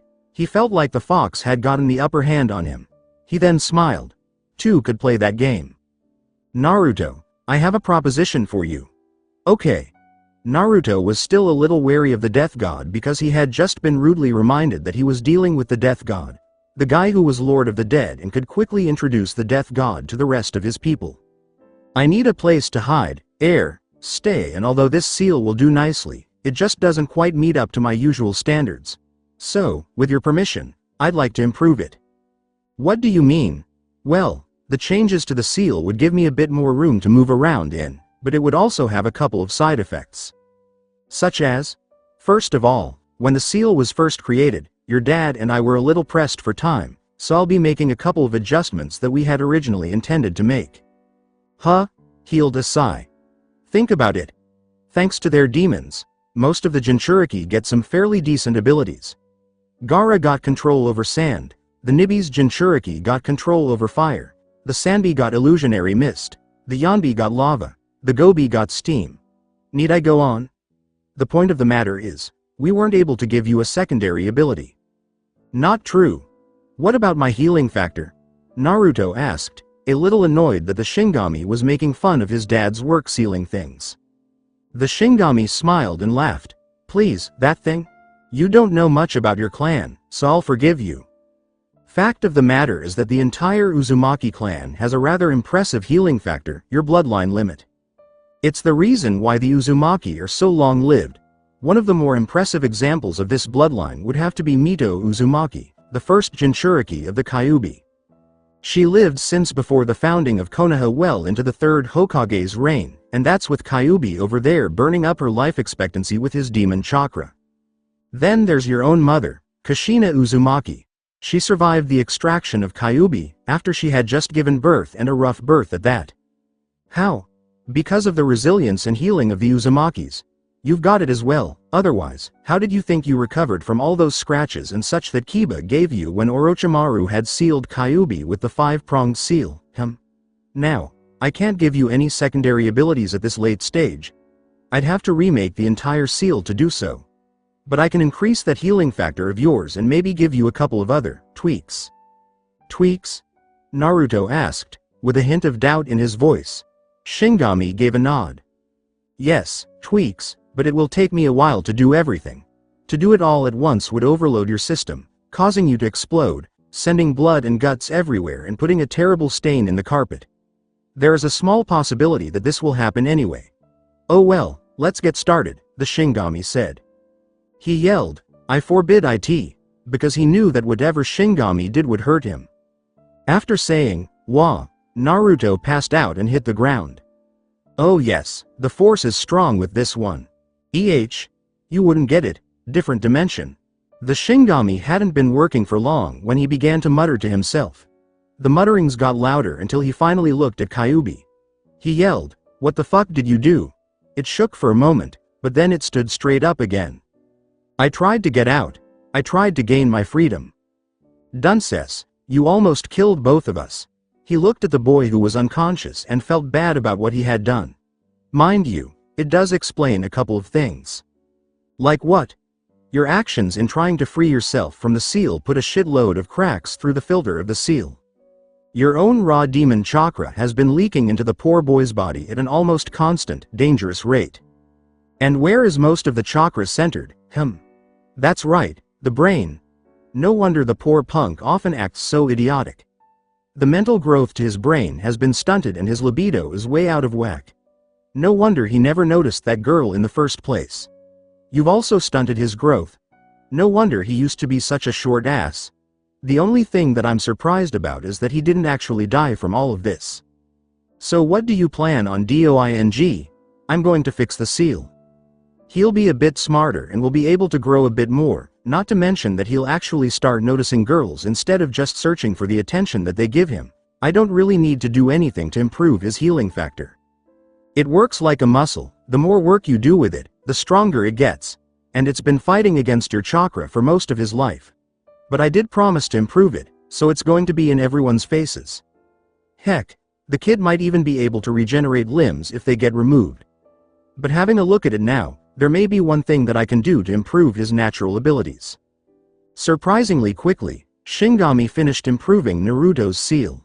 As soon as he was done, the mindscape changed right away, or at least half of it did. There was a TV, game system, pool table, and a fancy bed in the corner of the half that was past Kyuubi's cage. It looked like a big recreation room. The floor of what looked like a huge dojo was in the middle of the room as well. It didn't look like the sewer anymore. That's all that changed on Kyuubi's side. Alright, time for the boy to wake up.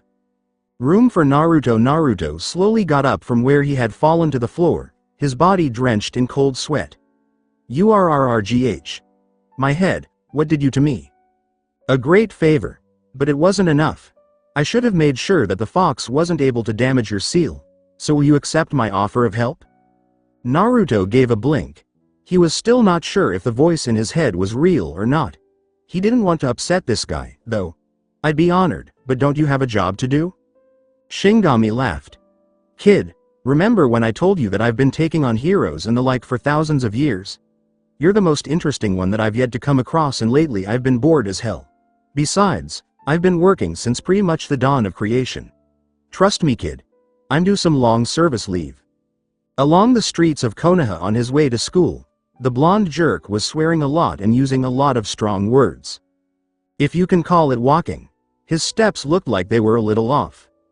Instead of his usual speedy and cocky walk, he was stumbling and weaving like Tsunade on his way home from work on one of the rare occasions Shizune called in sick. Now, since Shizune's mentor is the best healer in all of the elemental lands, you might think she would never be sick, but Tsunade made sure that her apprentice got some extra time in bed. Naruto fully understood the reasons. It was really pretty easy. The Hokage didn't get any more work because Shizune was out of the way. At least, no one dared to. No one could make her read those dull reports, and most importantly, no one could steal her hidden sake stashes or stop her from going out for a small drink at the end of the day. So when Shizune got sick, Tsunade had the day off. That's why she wasn't completely stable when she got home in the evening. But this wasn't the reason Naruto was so mad. At the very least, that wasn't the only reason. He wasn't feeling very good because he smelled bad. Since he had to run around all the time in a thick orange jumpsuit in the middle of the land of fire, that wasn't usually a problem for him. But this was so much worse than what he usually had to deal with. This could often happen if you landed headfirst in a dumpster. Naruto had no idea that he would have to learn this little fact the hard way. While he thought about what had led to this situation, Naruto grimaced a little and sent more chakra to his nose to block out the smell. He was a little late getting to the academy. He was so excited to see everyone, especially Sasuke and Hinata. A very short time had passed before he realized that Orochimaru had not yet met Sasuke. If he played his cards right, he could make sure that the snake never got his brother again. They really did promise to keep it for life. Also, he really wanted to see Hinata alive and well again. In addition, class had already begun a few minutes ago. Don't worry. He'd just jump from roof to roof through the window. That would help. Going back, quadruple AAG GGHHHH, Naruto felt pain. It didn't save time. What was wrong with him with his body? He found out after a short talk with Shinigami. Not only did he merge his 10-year-old mind with the rest of his memories, but he also sent his whole 16-year-old mind back in time. His words, not Naruto's, made it hard to control your muscles because he had the mind of a 16-year-old in the body of a 10-year-old shrimp. He would not be in this situation at all if he had paid attention to what Shinigami had told him. But when did Naruto ever learn something from being told about it? He picked up things by moving his body. It counts if you fall from several stories up into a dumpster. After that, Naruto conveniently forgot how strong the being inside him really was, so he could swear at the old guy. He didn't mind, though, because he was too busy laughing at Naruto as he tried to get out of the trash. A pretty big crater was left behind by the impact. However, his situation did have some good points for the future. It turns out that Naruto would not have been able to use the Kage Bunshin training method if the Shinigami hadn't done things this way. It seems that Naruto's brain would explode if his 10-year-old self had to deal with hours of memories and experiences being thrown at it all at once. This is the same thing that happened to Ino's brain when she had to keep quiet about some very juicy gossip. All of this led him to this very moment, when he was walking, lurching, down the familiar road in one of his old orange clothes. Unlike some of the rumors that were going around Konoha, he had 4 different sets of them. He did at least try to keep himself clean. To be fair, it was a pretty small one. He had a lot of sets, which was good because this one was probably going to have to go because it was full of trash. Naruto used his dulled nose to try to figure out what some of the smells he could recognize were. They included old milk, fungus-filled bread, 6 types of rotting fruit, bits of old noodles, rice, beef, and pork, but strangely no chicken. That wasn't the worst part, though. It was the worst when, sniff, sniff, Naruto turned pale. As Shinigami said, "Yep, diaper gravy," he let out a small laugh. Naruto threw up. "Kami, what did I do to deserve this? Rewrote the fabric of time itself? Shut up, Baka Fox, I wasn't asking you." Naruto walked by the Inuzuka compound while he talked. The air was filled with screams and howls of fear as the sensitive noses of the Inuzuka dogs and the Inuzuka family members were hit by the strong smell of Naruto's foul breath, which hung around him like a malevolent fog. "Oh come on," Naruto yelled, and it was clear that he was annoyed. "It's not that bad," Naruto said as he saw the dogs through a fence hole. His temperature dropped. It was now time for the dogs to bury their faces in the dirt. They must have thought, yes, it really was that bad. Naruto thought to himself as he walked down the path that this wasn't so bad after all. People around him weren't giving him those hateful looks, which was a good thing. It would have been too long for them to be with him if they did. The crowd split up in front of him, making a clear path down the road. Naruto was happy. They would do that again one day, but this time they would do it to honor their leader. Naruto finally reached a bridge with arches that he knew well. It made him feel a little homesick for the past when he saw it. The bridge in question was where he and his team would meet for missions. After that, he, Sakura, and Sasuke waited for Kakashi for a few hours. Or, where would they wait? Naruto turned his head away. Time travel was hard to understand. For now, Naruto chose to leave that subject alone, so he stopped for a while. He walked over to the railing, put his hands on it, and looked out at the flowers and plants all around him. As the wind blew past him, leaves and flower petals from a nearby sakura tree added to the beauty of the scene. They then fell to the water below and kissed the surface, where a gentle current carried them away slowly. His eyes were drawn to a scene that was so beautiful and peaceful that it started to calm him down.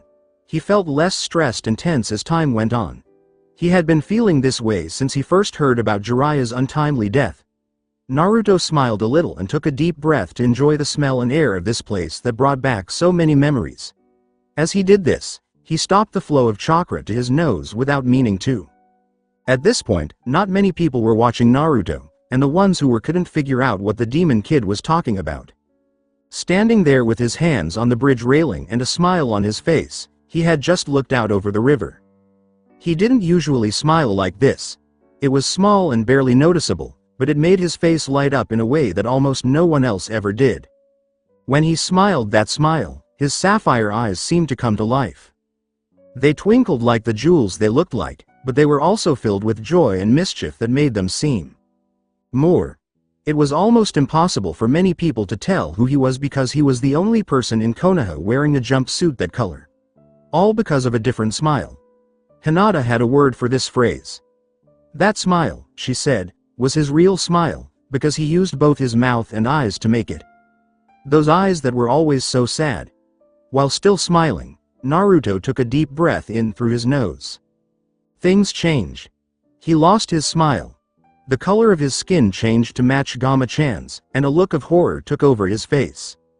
Then, with all the eagerness of a lemming, Naruto threw himself over the railing and into the water below, making a loud splash as he did so. One of the nearby civilians became a lot happier.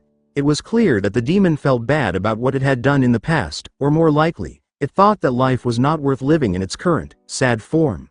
He went off to tell everyone about the good news while grinning stupidly. The more than slight weave in his stride showed that he and Tsunade were connected in some way. Either that or someone else from another time was in Konoha. Naruto sat at the bottom of the river and rubbed his nose very hard. His nose was very sensitive now. After Shinigami said he would make his senses stronger, the death god did what he said he would do. It was clear that Naruto could smell things much better now. Shinigami made sure that all of the changes were slow, so it still wasn't as good as an Inuzuka's, but it had been raised by a large amount. He had been sending chakra to his eyes, ears, and nose up until now to make up for how sensitive he had become. But when he accidentally let go of that chakra, he made his almost pure nose suffer the torture of his own smell. Like a man who has been blindfolded for years suddenly having his blindfold ripped off and being faced with a flash bomb that wouldn't go off, this situation was tough. That's why Naruto did the only thing he could think of. That brought him back to now, where he was sitting at the river's bottom. When you think about it, it makes sense. Underwater, you can't smell. Well, you really messed that now, didn't you? You haven't even had my improvements for 2 hours and already you're making a fool of yourself. I feel like I'm going to get sick. You do realize, of course, that you've probably done some damage to yourself after that little stunt? What do you mean? This Shinigami sighed. To put it in terms that your simple mind can understand, you've gone and overloaded your nose. Thanks to your healing factor, you'll be able to use it to its full potential in a couple of days. Mind you, that's not really a bad thing, out of all your senses. The change in your sense of smell will take the greatest amount of getting used to. Ah well, this may be for the best, I suppose. Now back to the surface with you. No, Naruto said, it might be waiting for me. You do realize that you can't breathe down here? He grumbled, can't breathe up there either, and let himself float back up to the flight. First, the tips of his hair broke the water's surface. Then, he let his eyes rise above the water while keeping his nose below it. Get on with it. Just in case, Naruto made sure to fill his nose almost to the brim with chakra. He then raised the rest of his head above the water and used chakra to lift himself up by pushing with his hands. Key word. Tried. Like there wasn't any chakra there, he put his hand right through the water. Naruto tried again with a frown. Once more. Hey dumbass, it ain't gonna work. You've only got the chakra control of your 11-year-old self, remember? Actually, it's even worse than it used to be.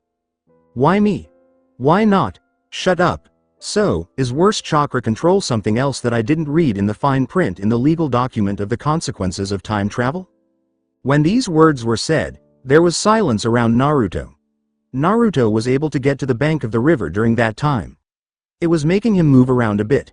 He asked quickly, what? Kid, that sounded almost intelligent, screw you. Anyway, no, the low chakra control is not an effect of time travel, but rather an effect of me tweaking your seal. Used to be that raw yokai chakra was leaking into your system. That did hell for your control, but you usually had a rather large amount of chakra used to power your healing factor to combat the damage done to your system by it. This is one of the things that ended up making your chakra coils so kami-forsaken huge. It's also what made you such a short ass. Only reason that you ended up getting a growing spurt is that you ended up developing a strong resistance to the demon chakra. Plus your arrow senin actually got you on a decent diet. Seriously, what do you see in eating all that ramen? That much oh, the stuff just can't be healthy. Shinigami stopped as a wild growl filled the air and Naruto appeared in his mind. He glared at the death god and said, don't mess with the ramen dude. That's sacred territory you're walking. Either you respect the ramen or Shinigami or I will kick your ass. Shinigami's eyes lit up with fear. Anyway, thing is, that the demon chakra didn't leak at a constant rate. The seal acted as a self-repairing dam, I guess you could say. The demon chakra would build up until it overflowed, sending a large amount of Kyuubi's essence into your system, although not nearly as much as when you consciously draw upon his chakra yourself. This in turn meant that a large amount of your chakra was used to combat it. All this was highly inefficient, and the fluctuations in your chakra caused your control to go to hell.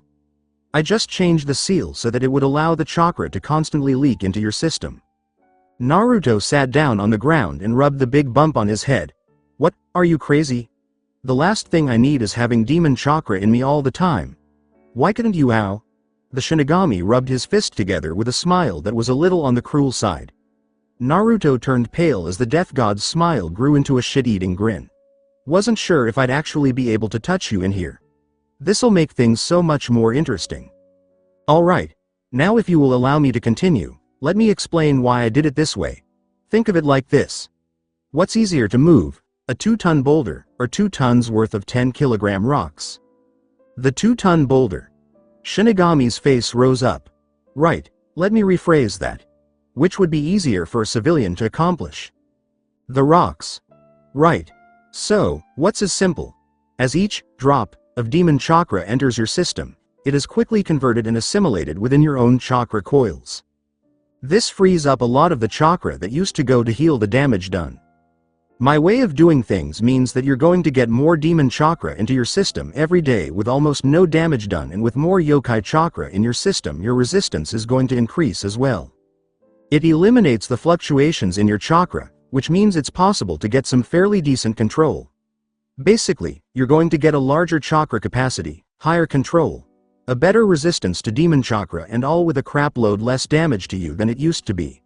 And all with just one change to the seal. Naruto looked at the Shinigami with a face that looked a bit like awe. You're a genius. Why yes I am. Feel free to bask in my glow.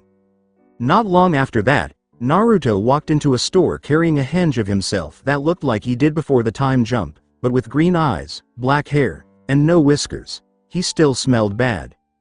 Going back at one point, Naruto looked down and saw himself in the water. He looked really bad. Damn. I can't go to the academy like this. Why not? I look like a mess. So. He doesn't want the blue-haired, pale-eyed girl to see him like this. And no, that's not it. Kid, how long have I known you? Is that a trick question? Give me some credit. I know you well enough to know what you're thinking almost before you do, unless you're about to do something that completely defies all logical reasoning.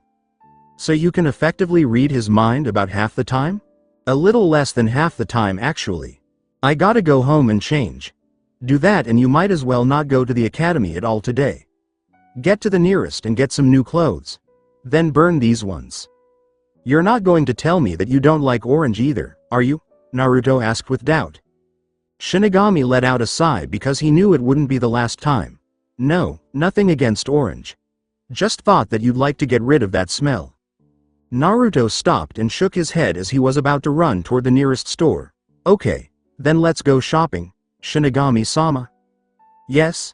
Next time I say something that sounds so much like Ino, kick me, please? I was already planning on it. Naruto said, thank you. With the problem solved, he ran off, but he tripped and fell face first onto the gravel track about 4 meters away.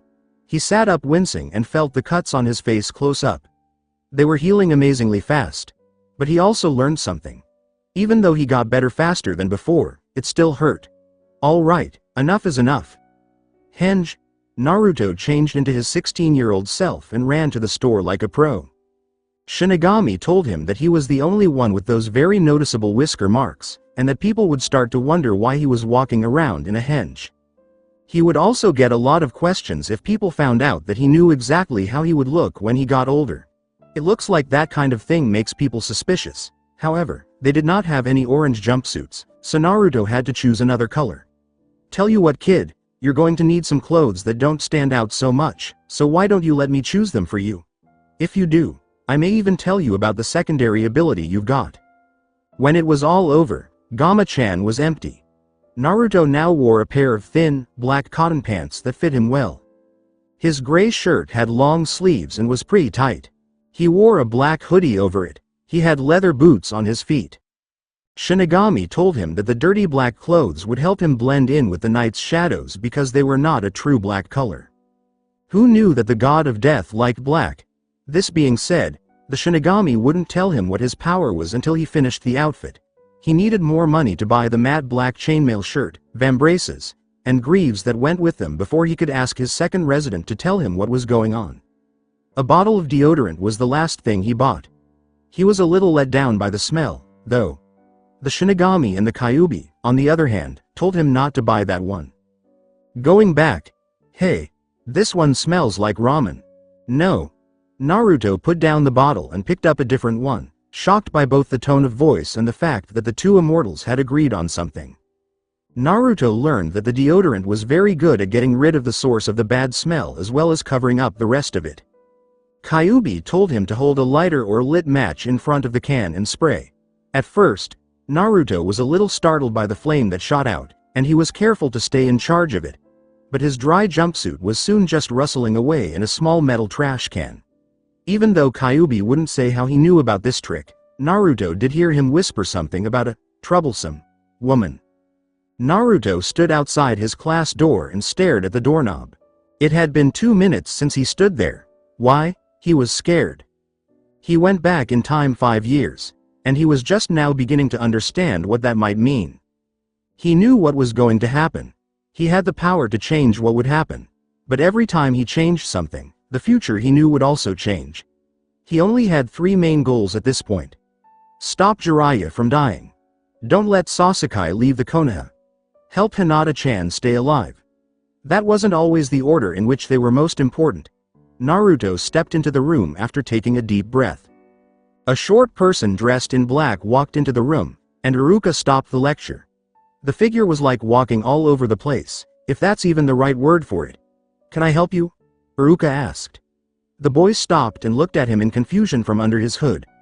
When she saw his face, she knew, because he had whisker marks on his cheeks. The shock of blonde hair when he took off the hood proved what he already thought. Hey Iruka-sensei. Iruka yelled at Naruto, do you have any idea what time it is? And used the big-headed jutsu on him. Naruto put his hands over his ears and shook them.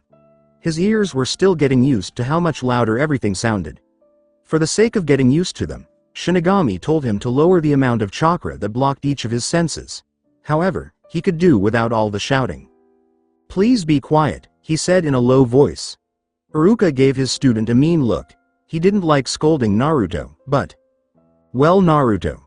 Would you like to tell the class why you are a total of 5 hours late today? Sorry about that Iruka-sensei. As to why I'm late, you wouldn't believe me if I told you. Naruto. Naruto used an old story to come up with an excuse. I ran into this poor old lady carrying some groceries and had to help her get them home, after which I got lost on the road of life. Naruto sneered and said, liar. Did everyone agree with that excuse? It was good that the distraction gave him time to think of something that made sense. Okay. I bought too much sulfur and not enough fuse. Are you happy? What? Another wince came from Naruto. I also think I may have blown an eardrum. She just sighed and said, Naruto, please take a seat. Naruto took a deep breath and turned to face the rest of the class. His eyes immediately went to the girl in the back row. Naruto had to fight tears as he stared straight at the lavender pools and walked toward the back of the class, not caring about the tables he ran into along the way. Hinata hadn't been having a good day. Her father had been his usual cheerful self at the breakfast table, praising Hanabi for all of her accomplishments while at the same time degrading Hinata with every word.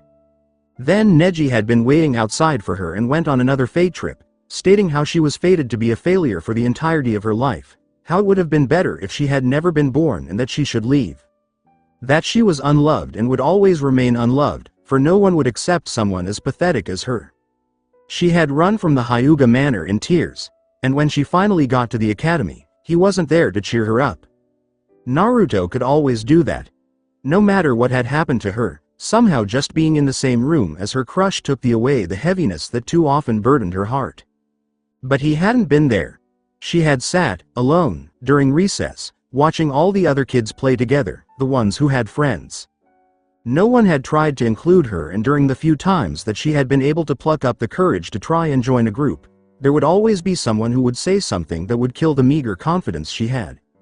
She had spent most of lunch hiding in a corner, crying. No friends, her mother dead, her once kind uncle dead because of her, an unloving father, a disdainful sister and a hating cousin. Alone and unloved, was that her fate? No, she would not let her cousin get to her. Her family may not love her, but Kurenai-san loved her. She would not give up on herself.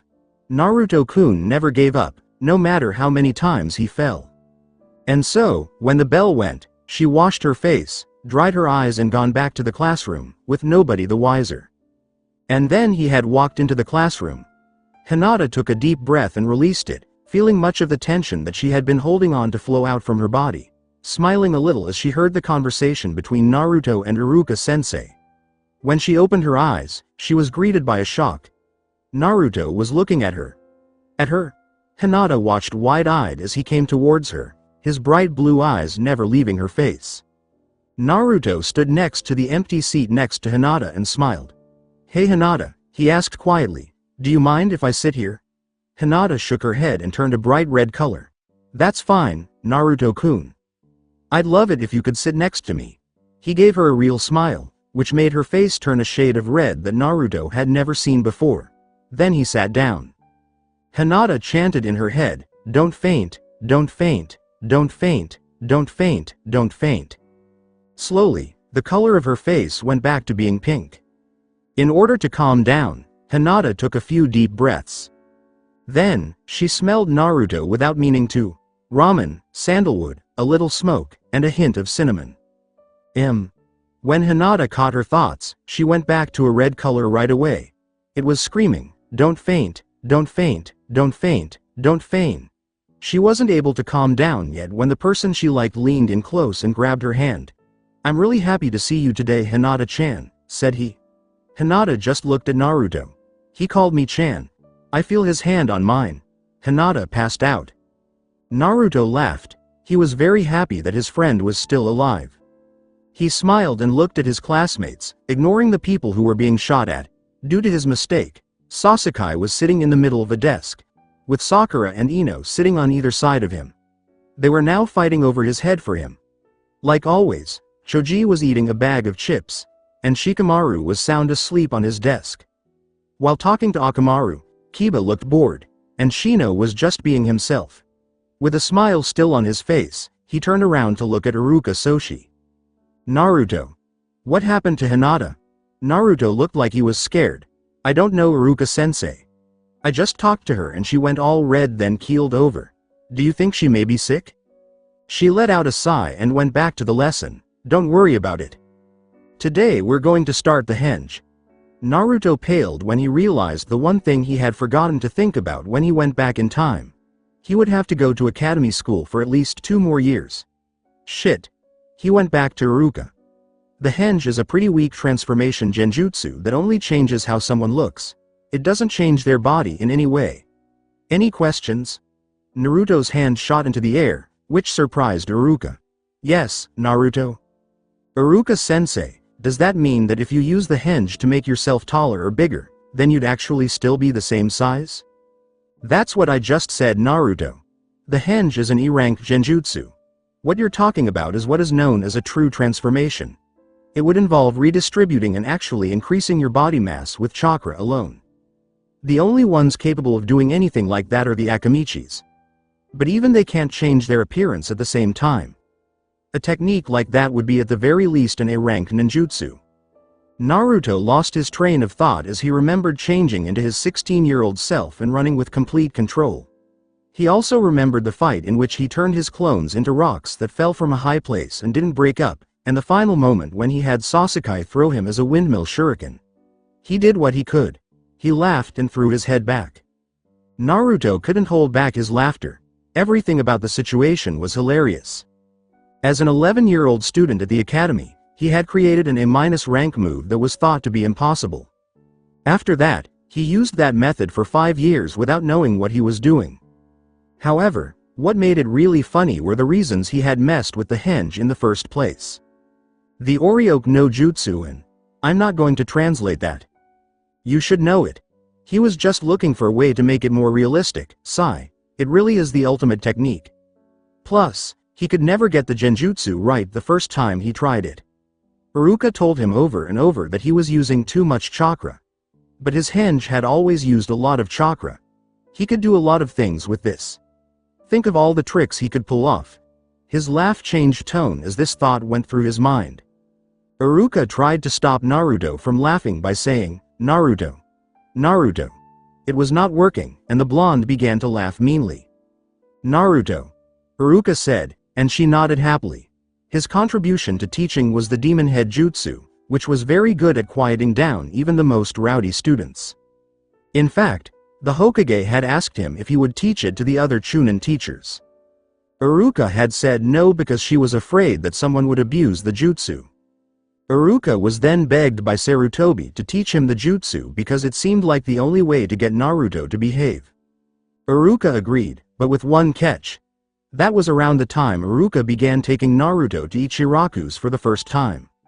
Along a separate note, the third Hokage began doing extra missions on the side, mostly D-ranked ones, since he had to stay in the village at that time.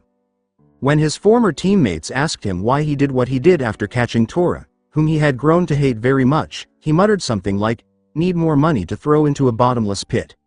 A month later, Iruka only let Naruto eat 3 or 4 bowls of ramen per visit and said he was sorry he couldn't take Naruto out for ramen every day. Also, that was the same time that the third stopped doing the extra missions by chance. Naruto suddenly stopped laughing as Iruka's head blew up to a ridiculous size again. He tried, but he couldn't seem to take off that smile. As soon as Shikamaru lifted his head from his desk to look at Naruto, he got a chill down his spine. That smile looked bad. Shikamaru was aware of that smile. His mom would sometimes smile like that, usually when she was about to get him out of bed through different ways. For sure, that smile meant that someone, somewhere, was having a hard time. He didn't know how or when it would happen. He hoped it wasn't him. He laid his head down on his desk and went back to sleep after saying, "Troublesome." "Naruto, would you mind telling the class why you think this is so funny?" Iruka asked. Naruto smiled slightly and slowly turned his head around to look her in the eye. Iruka's head went off with alarms, sirens, and warning bells. "Not much, Iruka-sensei. I'm just thinking about all the tricks I could pull off once I get this technique down." Naruto laughed softly, and Iruka said to herself that she should warn the Anbu. He also thought it was smart to ask the Hokage for a letter of forgiveness. Iruka didn't bother Naruto as he continued his speech. What he should do now that he knew this? He would use the method to get to places he wasn't supposed to be, which is the first and most obvious use. The headquarters of Anbu came to mind. All of a sudden, his thoughts were cut off. "Kid, you're not thinking big enough. Try and think a bit outside the box. You're good at that, right?" "What do you mean?" Naruto was taken back to his own thoughts. It seemed like he would be spending a lot of time here in the future. After looking around, he finally saw Shinigami sitting on what looked like a comfy couch in front of a big TV screen. Shinin pointed to the seat next to him. "Take a break. I'll start the movie." The boy shrugged and sat down on the couch, watching as the other person put a disc into the machine and got the remote. "All right. Skip, skip, skip, skip. Ooh. Zabuza arc. Skip, skip, skip. Second exam. Prelims. Final. Invasion. Fast forward. Ah. Here we are." He stood back and watched as Gaara and him fought. Shinigami had skipped ahead to a certain point in time, where Naruto changed Gamabunta into the nine-tailed fox. "I am touched, Kit. I never knew that you thought of me so highly. Actually, it's more along the lines of that I can never seem to get out of my mind." Kyuubi made a joke. "I'm sorry to disappoint, Kit, but I don't swing that way." Naruto paused to think about what the demon had said, then heaved and retched for a minute or two. He hadn't eaten anything that day, which was a good thing. It made him sick to think about what would happen if he threw up on the death god's furniture. Shinigami stopped the movie as Kyuubi laughed out loud. "Baka fox. That's not what I meant. There, do you see it?" "No." He hit himself in the face with a Shinigami. "Why'd I even bother? Look, kid. You were able to transform something else." So, he walked behind the stiff-backed Shinigami and said, "Oh, for the love of," to the training dojo. His legs were a little unsteady. It looked like he made the guy mad. Naruto took a deep breath. He didn't want to fight a Lord of the Dead who was mad. As soon as they got there, the Shinigami focused, and all of a sudden, the floor of the dojo was covered in all kinds of things. He changed into his Hades form in the next second. Shinigami took off his cloak to show how big he had become, then drew his sword and stood guard. Now fight me. Weapons, taijutsu and henge only. Kyuubi, if you could start the match. Begin. Naruto charged at Shinigami right away, streaking forward. Shinigami raised his sword to attack Naruto, henge. The sword grew 20 feet long in an instant, and Naruto had to jump into the air to avoid getting stabbed. As he did so, he threw kunai at his opponent. He said, henge. The sword changed into a metal umbrella that blocked the kunai. In answer, Shinigami pulled one kunai out of the air. Henge, Naruto yelled as he twisted in the air to avoid the hit. The windmill shuriken gave him a small cut, which made him gasp. He was still able to grab the shuriken, twist it, and throw it much faster at the figure below, who hadn't moved. One of the small rocks next to Shinigami was touched by his hand.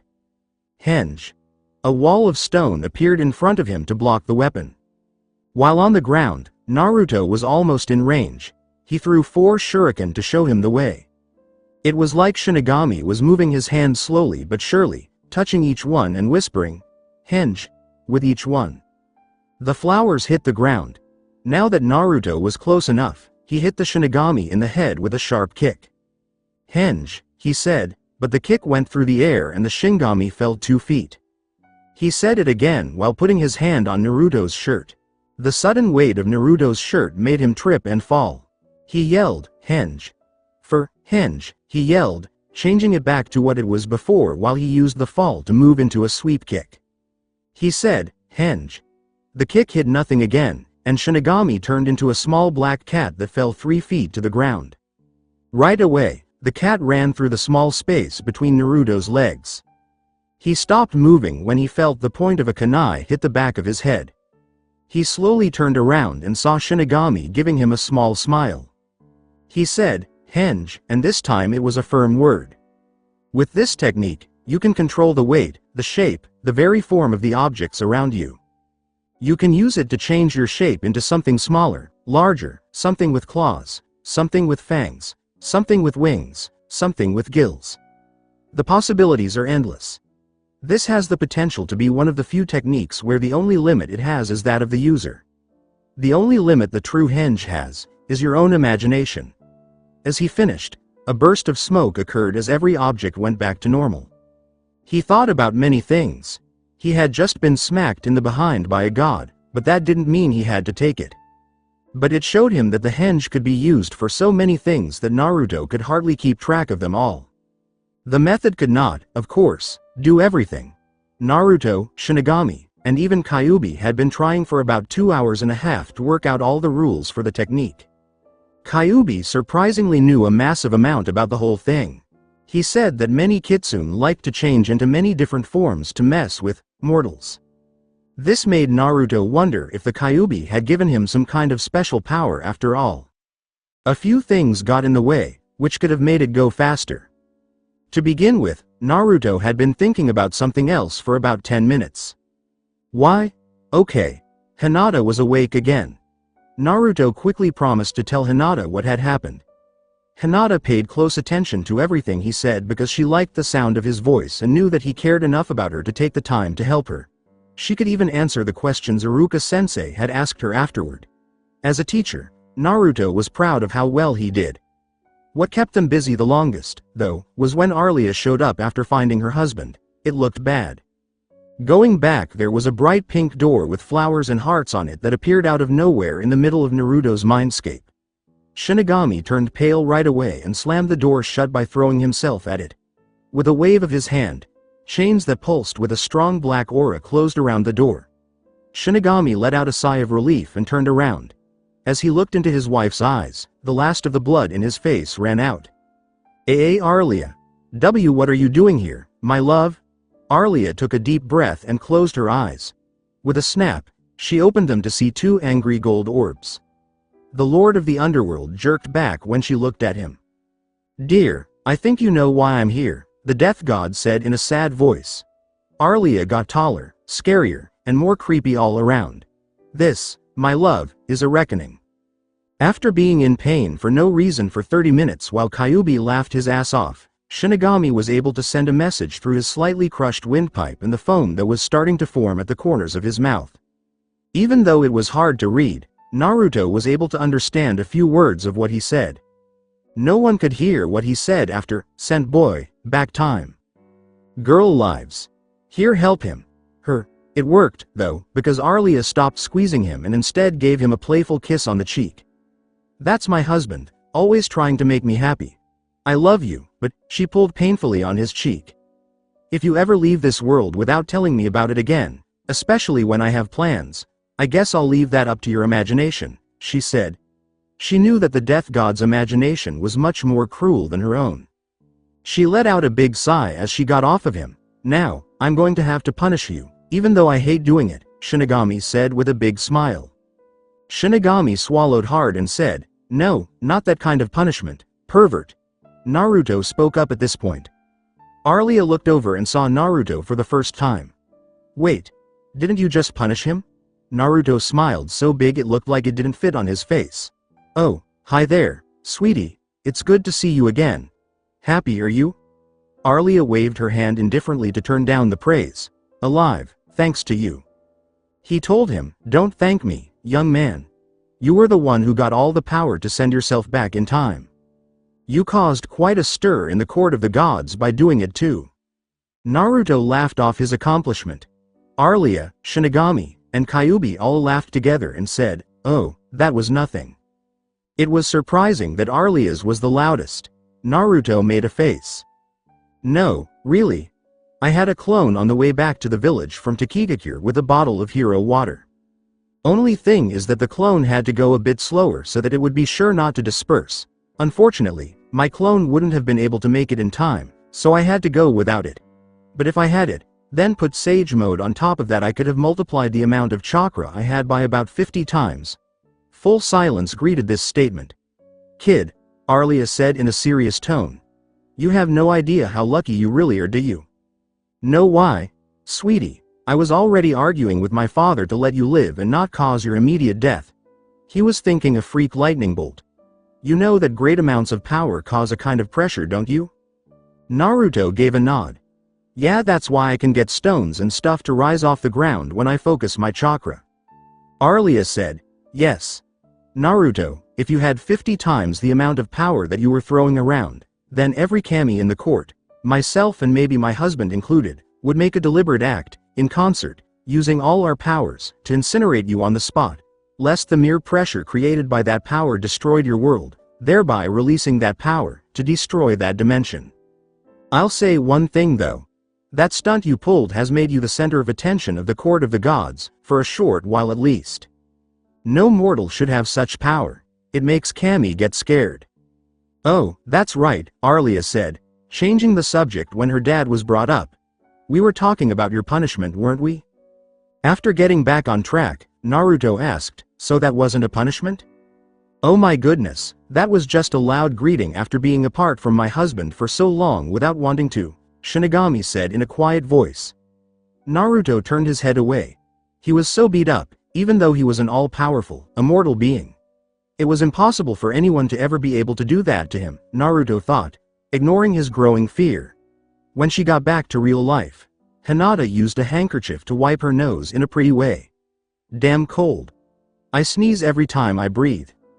It was like hope lit up Shinigami's face as he said, "Of course, I suppose that I could forgive you. As long as certain conditions are met." Shinigami frowned. He usually didn't like meeting her demands. For example, you wouldn't believe the garden he had to build her in the underworld after a silly argument thousands of years ago. What was it about? Oh yes, he had given that annoying little fuzz bucket Cerberus an extra pair of heads because it wasn't doing its job as a guard dog. She was a little upset about that, but the dog became a much better watchdog, and he had even been able to hire it out a couple of times to watch over other important places and things. Like the time he needed something fluffy to guard a rock. Ah yes, that had been the week-long shopping spree in Paris and New York, for a week each time. "What kind of condition? Are you sure?"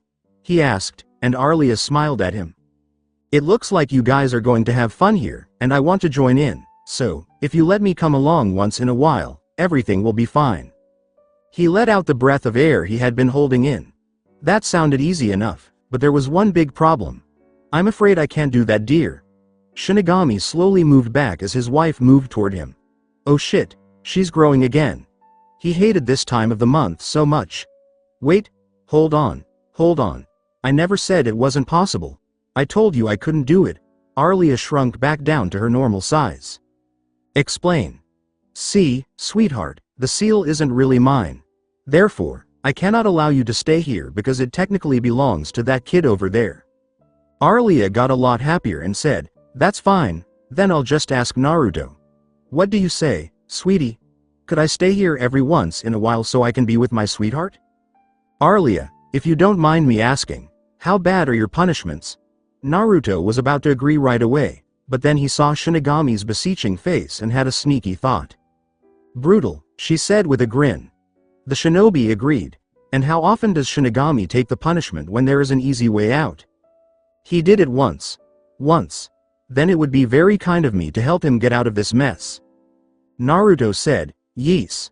Arlia wrinkled her brow and tried to figure out what he meant. So I think it fair to say that this would be worth at least a solid you owe me. Arlia showed her happiness with a big grin. She loved her husband very much, but she loved making fun of him almost as much. It wasn't often that she could one-up him, and it happened even less often when a normal person did it. Yes, Naruto. It would, for sure. Do you agree, sweetheart? Shinigami just sighed and waved to let them go. Naruto smiled and said, Arlia, you can stay here whenever you want. Arlia smiled at Naruto like an angel. Shinigami, on the other hand, just sighed, feeling even more guilty about owing the boy money. Now then, Arlia asked, what were you talking about? End of flashback. Although it had taken them a while, the four of them had figured out most of the rules for the true henge. Despite it being technically possible to transform another person, it turned out that this could only be done if one had that person's consent, otherwise their own chakra would prevent the transformation from taking place. Same as for pretty much everything else that had chakra running through it. Naruto could only transform objects that he was in contact with. When transforming an object, the transformation would only last for a certain amount of time, dependent upon how much chakra was used in the technique, unless he manually disrupted the technique. And then there was the amount of time it actually took to transform an object. Turns out that the better the chakra control, the quicker an object could be transformed. Although, by cutting the detail of the transformation and by practicing the same transformation over and over again, the time could be greatly decreased. Shinigami, it turned out, had absolutely perfect control over whatever it was that he used to power his techniques, bastard. I heard that. Naruto cringed.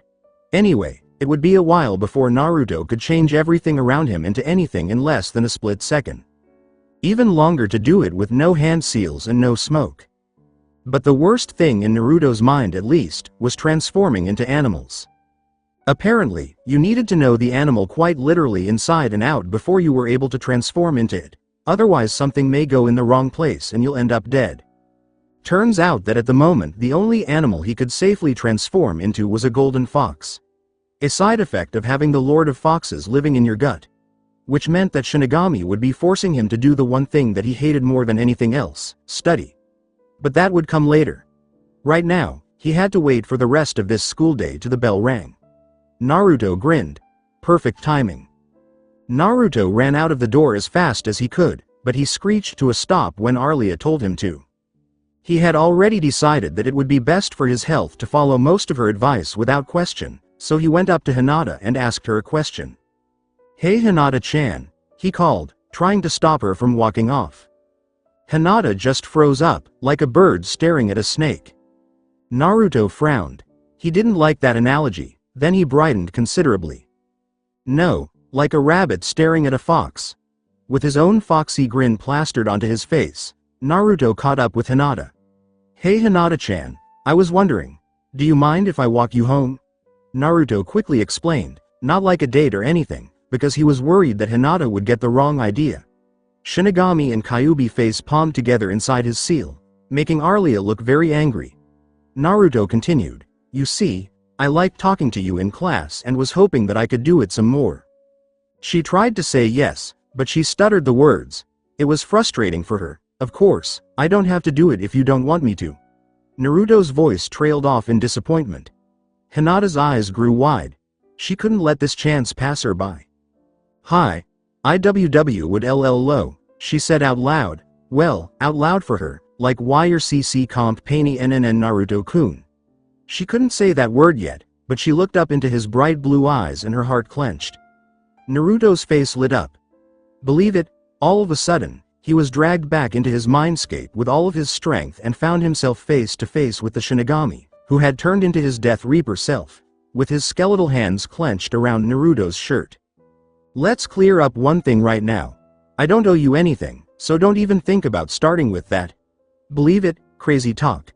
I will kill you myself, send you to hell as a fox, and let the hellhounds attack. After you die, you'll spend most of your time as dog crap. Do you really get what I mean? Sir, yes sir, all right. Arlia walked up to him and put her thin hand on his stout shoulder. He gets it, Gami-kun. Now send him back to his girl, she said. He said, as you wish, and then Shinigami pulled back one arm while still holding Naruto and threw him like a baseball. All of a sudden, he was back in the real world. He looked around and saw Hinata walking away from him. This scared him. Not sure what to do, he left to go talk to her. He thought, and she's not my girl.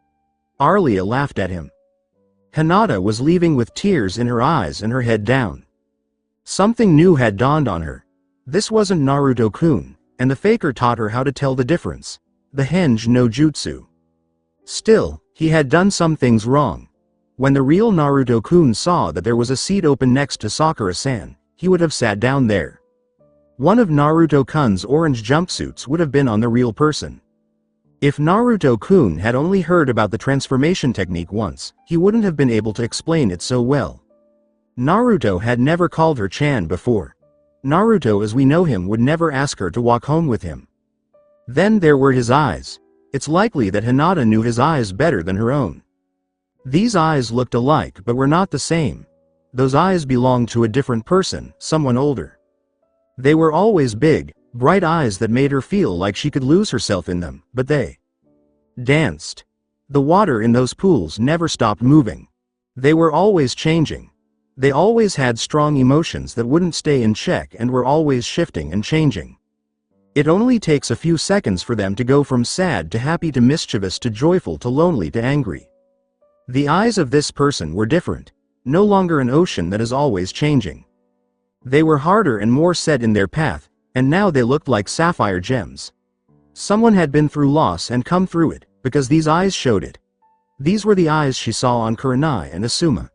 They had the eyes of a veteran, a warrior, or someone who knew exactly what they wanted to do and would do whatever it took to get it. Finally, these eyes had something that her Naruto-kun's eyes almost never had. Know-how. These were a ninja's eyes. As Hinata hit him in the stomach with a juken, he fell over and asked, Hinata. Nay, Hinata-chan. What's wrong? Don't call me that, she yelled angrily, not stuttering once. Someone knew she had a crush on Naruto-kun and was using that information to pull some kind of horrible trick on her.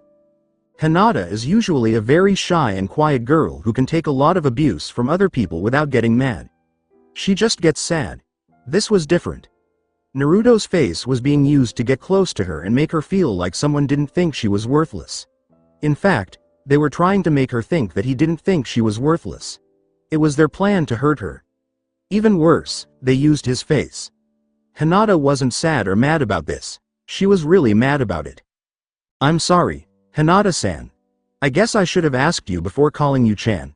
Hinata looked at him with narrowed eyes. She stomped away from him while turning on her heel. Sadness grew in Naruto. Damn, I must have done something really wrong. His voice was a little sad as he asked, does this mean you won't let me walk home with you? Another stop was made by Hinata. I would, if you were really Naruto-kun. Naruto stopped, and his mouth quickly opened and closed. While Hinata slapped him, Naruto snapped his head to the side and said, but, I really am Naruto. Her eyes were filled with tears. Don't. Just don't. Why are you doing this to me? What did I do that was so cruel that I deserve this? Who are you? Naruto Uzumaki. Hinata almost yelled, don't lie, tears were coming out of her eyes. I don't know who you are, but you aren't the same Naruto-kun that was here just yesterday. The Naruto froze. What do you mean? She asked. Your eyes. They're not the same. You have the eyes of an older person. Those are not the same eyes as the Naruto-kun that I know. Naruto's eyes widened. Shinigami asked in a whisper. How on earth could she tell that something is different about him in just 3 hours by looking at his eyes? He had been trying to hide his words from him, who just smiled. In a couple of years, she would have been able to tell the difference in under half an hour. That boy is her inspiration. She's watched him for a long time. A very long time. Hinata, she probably knows Naruto better than he knows himself. After her explanation, she talked to Naruto directly. Naruto, ask her what you can do to prove that you are who you say you are. As Hinata turned to leave, Naruto grabbed her hand. She just took it away from him. Hinata, what can I do to prove to you that I am who I saw I am? Hinata's eyes got very dark. That's fine. She was going to play this. Fine. What is the name of your fox wallet? Naruto blinks and slowly pulls out his amphibian wallet that looks like anorexia. It's a toad wallet. Hinata ch. Hinata-san. His name is Gama-chan and I found it outside my front door on my birthday. It had a note on it saying that it was from a friend. I was so happy when I found that note. It showed me that I wasn't completely alone in this world. Oh, Hinata blinked. She was the one who gave Naruto Gama-chan to him. In case it was really him, she had no idea how much it meant to him. It was all so hard to understand. She couldn't argue against the facts that this Naruto was different from the other Naruto-kun. But Naruto-kun would be the only one who knows the whole story, right? Before, she had never heard him tell the whole story to anyone else. She was pretty scared, so she chose to do something that would make it absolutely clear whether the person in front of her was Naruto-kun or not. She slowly shook her head yes. Naruto gave her a fox-like smile. Cool, does that mean you believe I am who I say I am? He was very happy for some reason. He no longer felt relieved, and there was no sign of it in his mind when she spoke next. No, not why yet. There is 1 meter M more T test that IW would like T to do. What's that? Naruto asked with doubt. Oh, out of every P person that I've ever seen, only Naruto-kun has red CH chakra running through his CH chakra C coils. If I use my B Byakugan, and C can see that CH chakra, then I'll know that why you really are Naruto-kun. The Naruto froze. He could feel sweat running down the back of his neck all of a sudden. Hinata asked, how do you know about the red chakra? She only tapped her on the cheek next to her right eye. I've seen it, she said in a dull voice. Naruto swore in a low voice. Shining eye? Yes? Please tell me that the changes you made to my seal won't make it impossible for Hinata to see any of Kyuubi's chakra in my body. Maybe? Probably? Perhaps? Alright. The Yukai is in quantities that are much smaller than they used to be and are quickly overwhelmed by your own chakra. She won't be able to see squat. Oh. I see. Well shit. Alright, you too. Don't cause so much trouble. Just ask Kyuubi over there to give you a little more chakra. Fixed the issue. Then Arlia came in. You're right. He told Hinata what was going on by saying, okay, fine. I am going to show you my red chakra. Give me a moment to set it up. Because that chakra makes it hard for me to control things, it might be a while before you see anything. Hinata slowly nodded and put 2 fingers in front of her face to say, Byakugan. Her eyes were met by Naruto's completely blue chakra system. It was way too strong for someone his age and size, but it was blue with no red at all. He focused and put his hands together. Fox, do you want to give me some chakra already? Naruto couldn't see Kyuubi's evil grin, but he could hear it in his voice as he said one word. No. Naruto almost did a face vault and went into his mindscape, where he screamed at the kitsune. What do you mean no? Kyuubi picked his teeth with the tip of one tail. Think of this as revenge for what you did to me when you turned back the clock. You tore off the seal and then had the audacity to take my power, all of my power, for your own use. You did it for this girl. By withholding my power from you now, she will hate you and you will never be loved by her. A fitting punishment. When Shinigami heard this, he winced and said, shouldn't have done that. Naruto felt calmed down when Arlia put her hand on his shoulder and said, don't worry about things, sweetie. In fact, it'll be my pleasure. she said as her eyes turned back to gold. As she finished her last sentence, she started to walk toward Kyuubi's cage, getting bigger as she went. Shinigami walked up to Naruto and said, "You might want to leave now, kid. If she's going to do what I think she's going to do, seeing it could scar you mentally for life." He swallowed and asked, "What is it?" "One of the worst methods ever known to man. As it turns out, my wife is one of the worst matchmakers in the universe, and she gets very angry when someone tries to ruin her fun." Shinigami pushed Naruto outside, but he could still hear what was going on. "Give the boy some chakra." "No, go for one. Give chakra to the boy. You can't mess this up for me." "No, get out of my cage. 2 strikes." "Kyuubi, come on. You don't want what will happen to you if you get 3 strikes." "Fuck off, bitch. Go on the offensive." You could hear the ice-cold anger in her voice as she said, "Supreme women's art. Kick in the balls no jutsu." Naruto's head was suddenly split in half by a high-pitched, sharp yelp that sounded almost like ultrasonic sound. It lasted for 30 seconds, and when it was over, Naruto heard what sounded like Arlia sighing with happiness. "My unborn children," Kyuubi sobbed in pain. "That was the first step. Kyuubi no Kitsune, Lord of the Demons. Do you really want to see and go through stage 2? Shinigami added, "It has to do with an axe." Suddenly, chakra poured into Naruto's body. As the person in front of her focused, Hinata noticed that the person's chakra system stayed as blue as his eyes. The small hope she had allowed to grow in her chest died. She had been right. This wasn't Naruto-kun, but she was still so sad. It had been like a dream come true when he had sat down next to her, called her Chan, and held her hand, but that dream had been a lie. She started to turn off her bloodline limit when she saw a flicker. She stopped and stared closely at Naruto's stomach. Red chakra poured out in a swirl, entering his chakra system and running through it. "Satisfied?" Naruto asked with a sly grin on his face. Naruto-kun." Hinata's eyes got bigger as the veins around them faded. She was thinking about what had happened in the last few minutes. Her punching Naruto in the solar plexus, yelling at him, slapping him, and wringing her hand away from him. She had done all of that in front of and even to Naruto-kun. As this last thought hit her, she did her best tomato impression and then fell to the floor in a graceful heap. After holding his breath, Naruto let out a sigh of relief.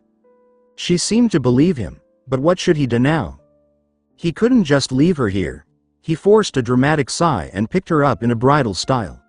He hadn't gone more than a few steps before he froze, his body stiff as he felt Hinata snuggle up closer to him, a small sigh of contentment passing her lips. Feeling a little suspicious, Naruto looked down at her face. No, she was still unconscious. He started walking toward where Kurenai usually picked Hinata up. "You know," he said out loud, his voice quiet, "I could probably get used to this." So this was it for today. I will continue the story in next part. Till then, we weeb offline.